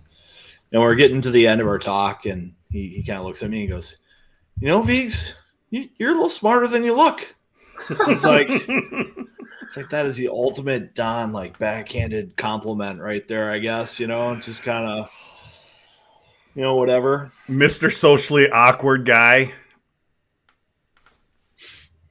I think if you know Don, it's not too bad. But I think that's exactly what it is. He's a little uncomfortable in the public facing type stuff, and like after we had that sit down, like everything got a lot easier with me and him. Like we kind of understood each other, and he kind of figured out the questions I was asking. Like I think Bob started to figure that out too. That I know a little bit of what I'm talking about, so I asked some decent questions. Although probably my favorite Bob moment now is he gave me a stare down at media availability this week, because on Friday I brought up how, since realignment, the Gophers just have one win against Duluth, and what is it basically that has them having Minnesota's number? And he's just like, well, we're only 0-2 against them this year, and we didn't get to play them last year, and just want to stare me down. And then on his way out, he goes, "If anyone wants to talk to me, you know where to find me." And gives me a look. And I'm just like, come on, it's a legit question. It's like, I don't want to be the Jess Myers where we have a running spat now at every availability. Do they have beef? They have a couple. And the thing is, a lot of times Deutsch will put this video on, the share drive, and I put it out for people to watch. And I'm even getting comments now that people are saying that, gosh, Bob seems annoyed with Jess's questions, but he likes Vigo's questions. Well, the script got flipped this week. Oh, really? Yeah. And the funny thing is, Deutsch didn't record it or something, because I haven't seen it available yet. That's good. We'll just keep it on the down low. I kind of want to see. I want to see him put you on the spot. What's Bob's bone to pick with Jess? Jess will write these storylines like about, oh, you're playing on the small sheet this week. Well, how's that change? Or tell me what you know about Mercyhurst, Bob, or, When you get to get the other goalie in. Yeah, he's always trying to create a goalie controversy. Oh, like this week, he's asking, so Brennan, is he going to be out practicing? Do you think he's going to see the net? And Bob's like, are you crazy? He literally did say that. He said that to Don, to Jess once a couple years ago. Well, that's when he asked if Sammy Walker was being out for held disciplinary issues. Because Walker took like a high shot to the head, and I think they were trying to keep it on the down low that he was maybe not feeling 100%. It could have been a concussion or whatever. Gotcha. And Jess is really pushing him on it. He's like, well, is it disciplinary? And he looks at me, are you crazy? And just like the couple 30-second awkward pause. Like, come on, Jess. He's not available this week. So any good stories, either for both of them? Yeah, I mean, I wish, honestly, I could think of better ones off the top of my head. I'd have to get in some of the old group chats because, I mean, guys, a goalie doesn't deal with – now, granted, that doesn't negate coaches having funny moments in front of the whole teams, but coaches leave the goalies alone, so I have less funny and just less overall interactions with the coaches in general. I remember – Bob said to me, the first time he met with me, he was like, I don't know much about goalie. I just kind of leave them alone. I let them be, do their own thing. Try not to get in their way. Just tell them if they're starting. He legit, would rarely speak to goalies. And I don't think it's because he didn't like me and Robbie. I think it's just because he just, I don't know, has this weird superstition. If I don't talk to them, I can't. There's no way that I can mess up whatever's going on in their little business. And, Robbie is a totally normal goalie too. More normal than anyone, right? So I don't know. He had kind of a funny old school superstition I kind of felt about goalies. Bob does. I don't know if he still does. Maybe with Laffer it's different because Laffer's so outspoken, and he gave him the C. So I'd imagine you goalie a C, you think he's got things buttoned down up top. So yeah, gosh, I'm sorry, I can't think of any off the top of my head. I'll have to get back to you on that. Well, Laffer last year he went into Michigan, and I believe they got the sweep, and was it early December there, Vigs, or something like that? And he got pretty emotional. I mean, he was really emotional. Tears coming down his face, how much of a big deal it was to him. And, for me personally, I love to see emotion like that. These guys really care. Not all players do that either. I was, one of your former teammates, Justin Kloos, he would come to a post game and he would swear sometimes, not even thinking that he's talking to the media. He dropped a couple S-bombs, with the athletic director 5 feet away, because he really cared and it meant a lot to him. And if something bad happened, he didn't, he wouldn't care. And as from the fan perspective, that's really cool because so many times, a lot of players will just kind of give the generic answers and they won't really go that far. Mm-hmm. Well, I remember after that City Pages article came out, you could tell Kluser just had this giant chip on his shoulder. He was so furious about it. Yeah, that was an interesting time. I knew about Minnesota coming in, but with the guys that I came in with my freshman class, they knew who Jake Bischoff was and his stats the previous 2 years. They knew that Justin Kloos won Mr. Hockey and blah, blah, blah, whatever. They knew past Gopher. I honestly didn't really know much about Gopher hockey. I knew they were good, really good program. But I didn't really realize the full magnitude of it. And so, which is honestly probably a good thing. And then that City Pages article came out, and I was like, what is going on right now?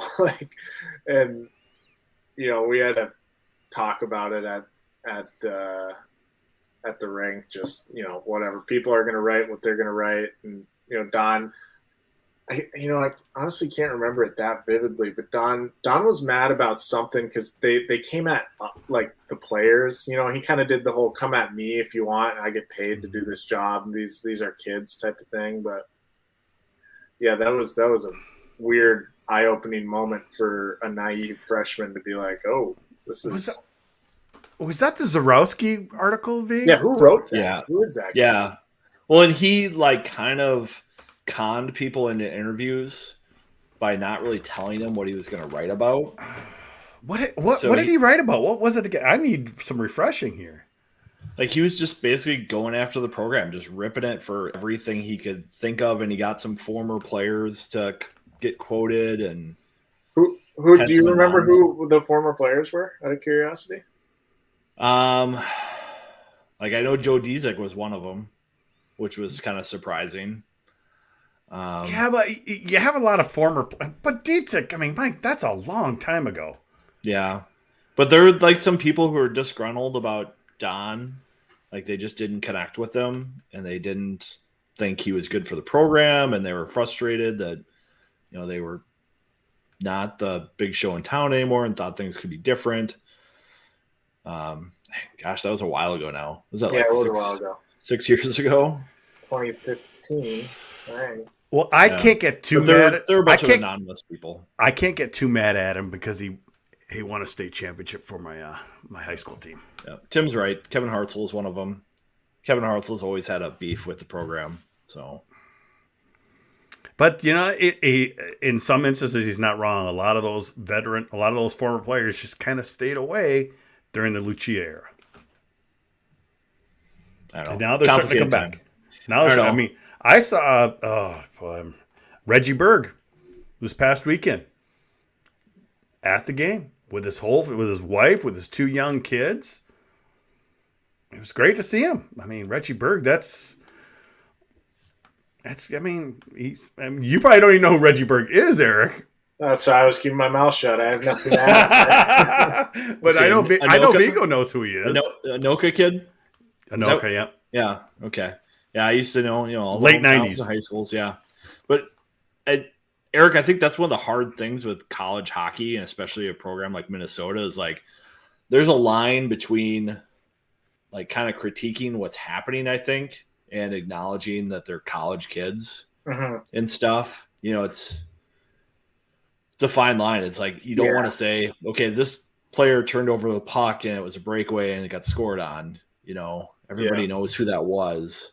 Yeah. And even Bob, like sometimes he's just like, yep, those two offensive zone penalties in the third period killed us. But you don't name the players. It gets kind of tricky sometimes to try to balance that. Yeah. I mean, the media has a job to do to report on the game. I think it'd be ridiculous if people expected you to really go, crazy easy on guys. But, I don't know. It just kind of comes with the territory. Like we just, we as players, as teammates, like we just kind of know. I didn't read that. I didn't really follow anyone on Twitter or read any articles because I knew that was probably going on. Good or bad, right? Like even the good stuff. Nick Saban calls it rat poison, but there's just no point. Nothing good comes from reading the good or bad things. You get a big head if you read the good press clippings, and you want to crawl into a dark hole if you read the bad. And it was much worse before then, wasn't it, Viggs? You've got the library stuff, Long Island Frazee. Oh. That's unreal. Is that what they call them? Oh, they caught poor Jeff Frazee. Was it at the library or was it? Yeah, it was like a Fox 9 behind the scenes. Behind the scenes, they wore like a camera like in their lapel or something to capture college kids drinking, underage drinking. Oh my gosh, not that! Breaking news. Yeah, I remember. Coach Ben Gordon has some funny stories about that because he was on the team when that happened. He's like, I want to say he said there's video of there being like a line outside Blarney's, and it's like Blarney. Phil Kessel hops the line and goes in or something like that, and somene's filming him inside Blarney's. They're like, "Are you 21?" He's like, "No, I'm 18," or something. It was the library in Barney's, and I remember even being there back in the mid 2000s, and Thomas Vanek was there drinking. Yeah. I mean, nobody cared because they're college kids. Nobody should. And you know what? You have a couple high school or not, or you got a couple hockey players or football players, basketball players coming into your bar. It's going to be a packed place. Yeah. I mean, yeah. I mean, there's a lot of people throwing stones in glass houses out there that, I don't know, pretend like they were saints and when they were freshmen. I just felt bad because it was poor Jeff Frazee on camera. It was just like, oh boy. Yeah, it's tough. He was toast already. It was just Long Island Frazie's an all-time nickname, by the way. Yeah, because he was drinking Long Island's. Once you get past the bad publicity, that's something you can laugh about. That'd be good for your bar league team. Yeah. Eric, you play any hockey still, or you just strictly golf, or? No, no hockey. Should we get the Vroobs back together, Viggs? Get Eric as a goalie? I just don't think we want to do that to him. Want to hurt myself, honestly. Yeah. Well, here's the thing: is playing beer league goalie sucks. First of all, it's odd man rush and breakaway, one after another, and two. I'm not kidding you. I've gotten significantly less flexible since not playing hockey, and I'm actually scared that I would hurt myself. So no, and I just I would play forward. I don't want to play goalie though. I heard Darren Romanko's made his bar league debut this season. Is he down in Rochester? Yeah, people have made sightings of him playing. I gotta see that. He's probably reliving his NAHL glory days of leading the league in scoring. Wally Shaver still plays hockey. Does he? And awesome, by the way. I think he's a goalie too. Is he? You told me his kid's a goalie, or was a goalie. Or I don't know. I thought maybe he's not anymore, but he's pushing 70 and he still plays. Because I keep pushing for a media game one of these days. Yeah, you guys should. No, nobody wants to see me skate again, Viggs. They could see you skate. It's okay. Well, people don't have to come watch. It can be an empty barn. It should be empty. It should be empty. We should be able to sneak in. We can get Craig Floor to do that. Here's what I found. Well, get Deutsch out there on skates. That'd be the Deutsch is a goalie, isn't he? Yeah, he's a goalie too. Oh, grumpy Deutsch would not like that. Laverne's own. Oh, I'm surprised he's not, watching right now. Our first show of the season, he's like, it's 9:30. You guys haven't started your show yet. It's like we started 2 minutes late. I'm like, jeez. He was bored. Poor Deutsch. We pick on him a lot. He comes in Friday night to the media area, and he's like, it's not Grumpy Deutsch anymore. It's Grumpy Jess. Make sure you note that, because Jess was all grumpy. Jess got a tough job right now, so. Oh gosh, yes. We thought Deutsch would get better when the Don left, but and then Deutsch had he had a kid, and boy, that's just the death nail right there. You're gonna be grumpy all the time. It's funny hearing these things from your guys' perspective. Oh yeah. Well, you probably know Grumpy. Well, maybe he didn't show the Grumpy Deutsch as much in front of you guys, but I don't think he's grumpy with the players. It's usually the coaches and the staff and the administration. There's a lot of hoops. Minnesota is not exactly as buttoned up as it could be with how they handle all that stuff. And hockey coaches, they coach hockey. They're not great administrators. So it can be really complicated for Deutsche to herd those sheep, and figure stuff out. Deutsch's got a hard job. That's why we just keep him light. Don't let him take himself too seriously.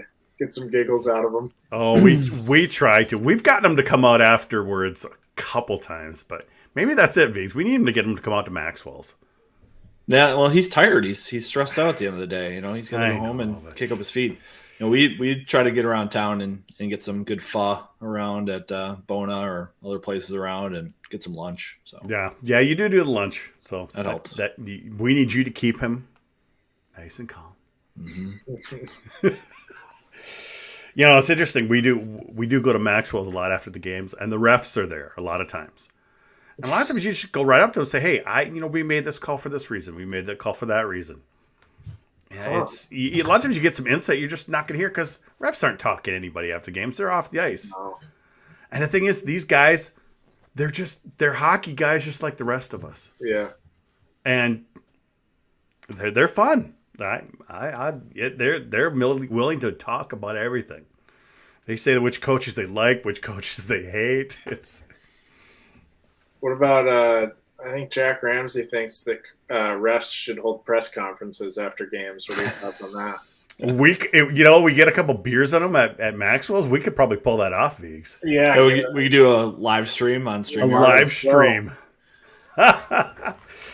I do think that when there's an important call, one media member should be able to get a comment from the ref. I don't hate that. I know Rammer brought it up too.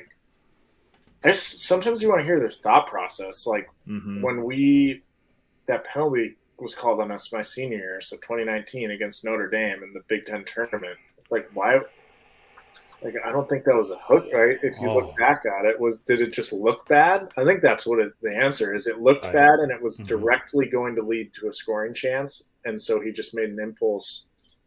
He called what he saw, but yeah, I don't know. It selfishly, when you're in that spot where you get screwed, you're like, can we get an explanation? Because that just ended some of our careers. Yeah, what thing is, he was pretty good about that too. Yeah, I would tweet about it from for a couple of years after that. A lot of times he'd be retweeting it because he kind of got it. He knows he got screwed on that. Yeah, we still talk about it. And even Motzko was saying after the call in St. Cloud a couple weeks ago, that was a brutal non-call. It just was. And he's like, over my career, 50% he's going to end up being good for me. 50% are going to be bad. It's just the way it is. You just hope it's not a season decider. Yeah, right. The St. Cloud game wasn't. Yours was. It ended your season. Yeah, brutal. Oh yeah, it was brutal. I felt so bad for him because it couldn't be anything worse than ending your season sitting in a penalty box. No, yeah, and it's I don't even know if he felt bad because he just knew that wasn't a penalty. It's like Vegas. Cody Eakin, I think it was, took a 5-minute major a couple years ago in the playoffs. Vegas was up 3 goals with 5 minutes left, and the Sharks scored 3 to tie it up, and they won in overtime or something like that, and won the series. That was Game 7. And it's just the same thing. Cody Eakin was like, I actually don't feel bad because that was a terrible call. And so I think that's kind of nice that it was so clearly not a penalty that it's what am I supposed to do? It's just for you guys. It was in the Big Ten playoffs, and you had a chance to keep moving forward, and we're kind of rolling. Whatever. I would almost say the same thing happened the following year, Viggs. Notre Dame comes to town. They sweep them. They're playing good. Penn State had not been playing good. Mm-hmm. Penn State had almost not played in a month because of the way they had an off season. They had an off week, and then they had a bye week because their bye week was the last week of the season. Yeah, they had a bye week last week of the season. And then they had the bye for the playoffs. Mm-hmm. And then Minnesota's playing well. They were going to go in there, and all of a sudden, shut down. Can't only do so much. Any other questions for you guys watching live? We need to let Eric go to bed here soon. He's got to work. Do you work for Clymer? Yeah. Yeah. Did he let you get a pregame nap in on Friday last week before the? Ben is we got a great, they like to say we got the big boy system at work. They don't micromanage. They say, get your stuff done. And if it's not done, that's on you and we're going to have a problem. But until we have a problem, we don't have a problem, basically. So yeah. I didn't, but I could have if I wanted to. Yes. All right. Yeah. Eric, do you have any questions for us? I'm always interested to hear your perspective of everything. Like from how you guys see the team or what? How the team sees the media or, the fandom or open mic? I'm curious, I guess. One thing that comes to my mind right now, obviously didn't come prepared with questions, but you don't need to. This is overtime. It's free flowing. Okay. What were your guys' thoughts with during the whole transition period of we end the season my junior year? There's whispers about Don. Don's fired. There's coaching search. Bob's hired. What was your guys' whole thought process through that? I was surprised that Gensel didn't get more of a shot. Yeah. Just because he's an M guy. I mean, that guy bleeds maroon and gold. Big time. I was a little surprised how fast it happened. What about you, Viggs? I think with a hire, you have to be fast. And Mark Coyle's kind of shown that. He's like, I have a guy, and I picked the guy. And I think Mark didn't want Gensel as his coach for whatever reason. And that's probably not fair to Mike Gensel about it, because I think he passed up a lot of coaching opportunities to maybe put himself in a better spot to get the head job when it came time. And so I think everyone was thinking Gensel would be the guy, but Mark's the one signing the checks and taking the authority, and he wanted to go with Bob. And I think Bob's a really good recruiter, and he's got a good energy about him. And I think that's why he got the job. But I mean, going into it, I thought Gensel was going to get it. I don't know. I did have a strange little. That wasn't conversation, but I was around a conversation because the day that Notsko was at TCF Bank Stadium, he was announced as the new coach. It's me, Don Lucia, and Craig Floor going up the elevator to go to the new press conference. And Don's talking to Craig like, oh, when should I give you my keys? And it was just this really awkward, like. Oh, that is weird. Yeah, it's like, what should I do with my keys? When do you want me out of there type of thing? And I'm like going, oh, geez. It was just kind of an out-of-body experience. Yeah. Kind of weird. Yeah. What do you guys, I mean, one thing I'm concerned about is, we lost Coach Woog a couple years ago. He was still kind of around. I'm afraid a lot of these guys are going to forget these guys, coaches like the Wooger, because I'm hoping you get to spend, know him a little bit. Yeah. Or is he not around? I mean, I know he wasn't around as much. Obviously, his health declined, but. Yeah, he wasn't around as much for when I was there. Don, he visited practice a couple times, and, Don would always give him a warm welcome, give some backstories, how much of a legend he is and whatnot. Yeah, I mean, I think that this kind of ties in, like what I said earlier, is the players, younger players don't always know current hockey. Yeah. Yeah. And so I don't know if you can expect that they're going to know past hockey unless their dad or mom is a huge Gopher fan, uncle, whatever, whoever, someone in their family or someone that they're close to was a big fan and teaches them the history. Yeah, I don't know. You know what? You're right, though. It's just going to kind of be that way, isn't it, Viggs? It's just I mean, how things are going. Guys like Perbix, he grew up following Paul Martin and following the Gophers and stuff. So, he's a guy who knows this history, and, the Brodzinskis have been around hockey forever, with their dad and all the brothers and stuff. And now some spouses and things in that family. There's a lot of connections there, but I don't know. It's just different. I remember I was talking to Johnny Pohl once, and it came up that, people don't remember him as a Gopher.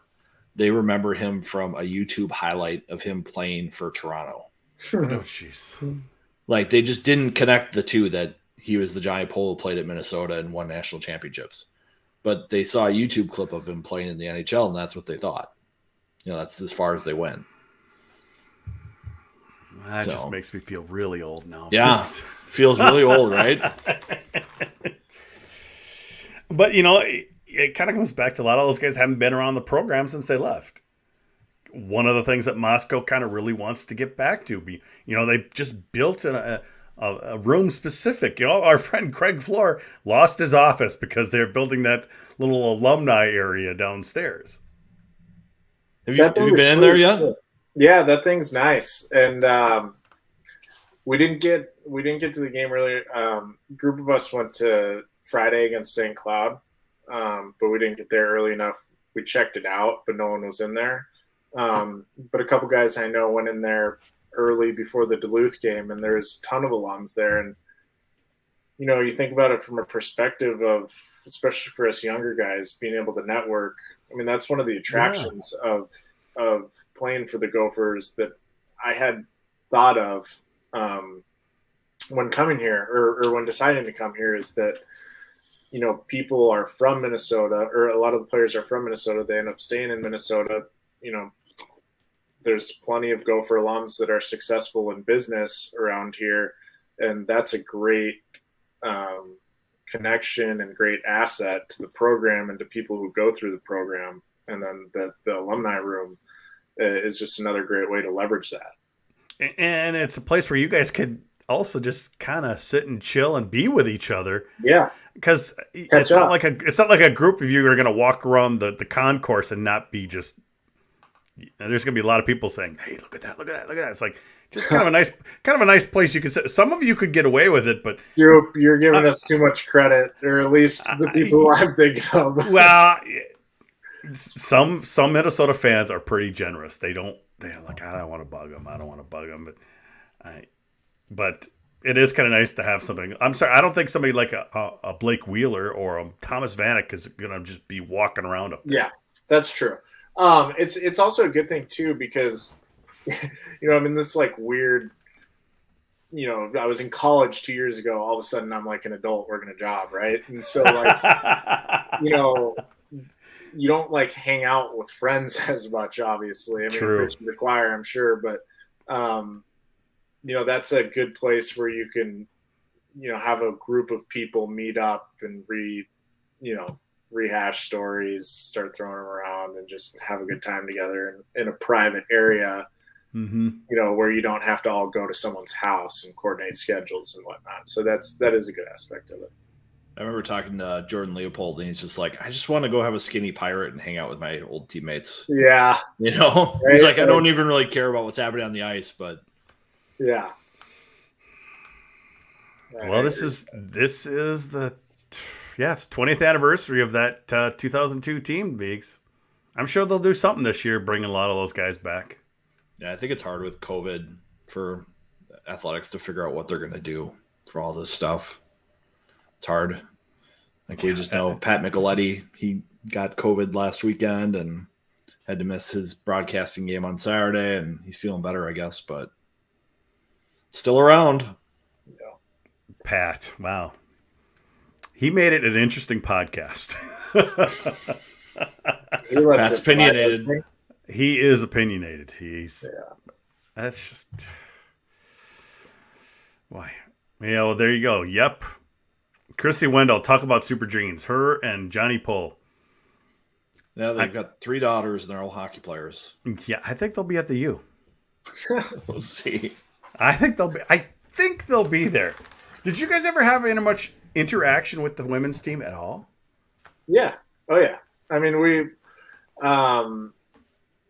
like the freshman class of girls came on campus. Like we were the only two in the dorms in the summer because we're both taking summer classes. We're in a lot of classes together. We see each other in the weight room all the time. We see each other so much that you build good relationships with people in your class, especially. You think Frosty will stay there forever, Viggs? You think he's have any interest in the men's team? I don't know. I don't have too many eyes on Frost and the women's program, unfortunately. You would not believe. Time limited. Yeah. He busts his ass. We were walking into the arena a couple weeks ago. It's 15 minutes until they drop the puck, and Frosty's getting out of his car because he was just doing some recruiting. He's just getting to the arena 15 minutes before their game. I think it was against Mankato or something like that, because he was out recruiting. Recruiting's a grind. Oh, we're like, he literally got out of his car right outside of Mariucci there, and Rob Shield, one of the stats guy, and I were like, well, "What are you doing here?" And like, just finishing up, just got to get in there for the game. I'm like, wow. Brutal. Yeah, so he's people talking. I must say, I think Ritter's one of the finest arenas you'll find. You go up to that suite area and you're hanging over the ice. What a place to watch a game. It's just, you're right on top of it. Mariucci, yes, great, but you can be kind of far from the ice. It's great to have those kind of facilities. All right, gentlemen, I got to run. All right, Eric, thanks for coming on, man. We'll get you on again sometime. Yeah, 100%. Thanks for having me, guys. It was ton of fun. We appreciate you coming on, and I know we still got a lot of people watching live, so I'm impressed. It worked really well. You're good for the ratings and the numbers. Yeah, good for the ratings. Hey, the feed cleared up too. It did fairly quick. It was a little slow at first, but it cleaned up, which I'm glad it did. So yeah, I see people saying thanks. So thank you guys for staying on so late. We've stayed up too late so many times in this thing. Right. Well, thanks, guys. Appreciate you guys. Well, all right, we'll see you later. Guys. Have a good one. Bye-bye. All right. Bye, folks. Bye, Viggs.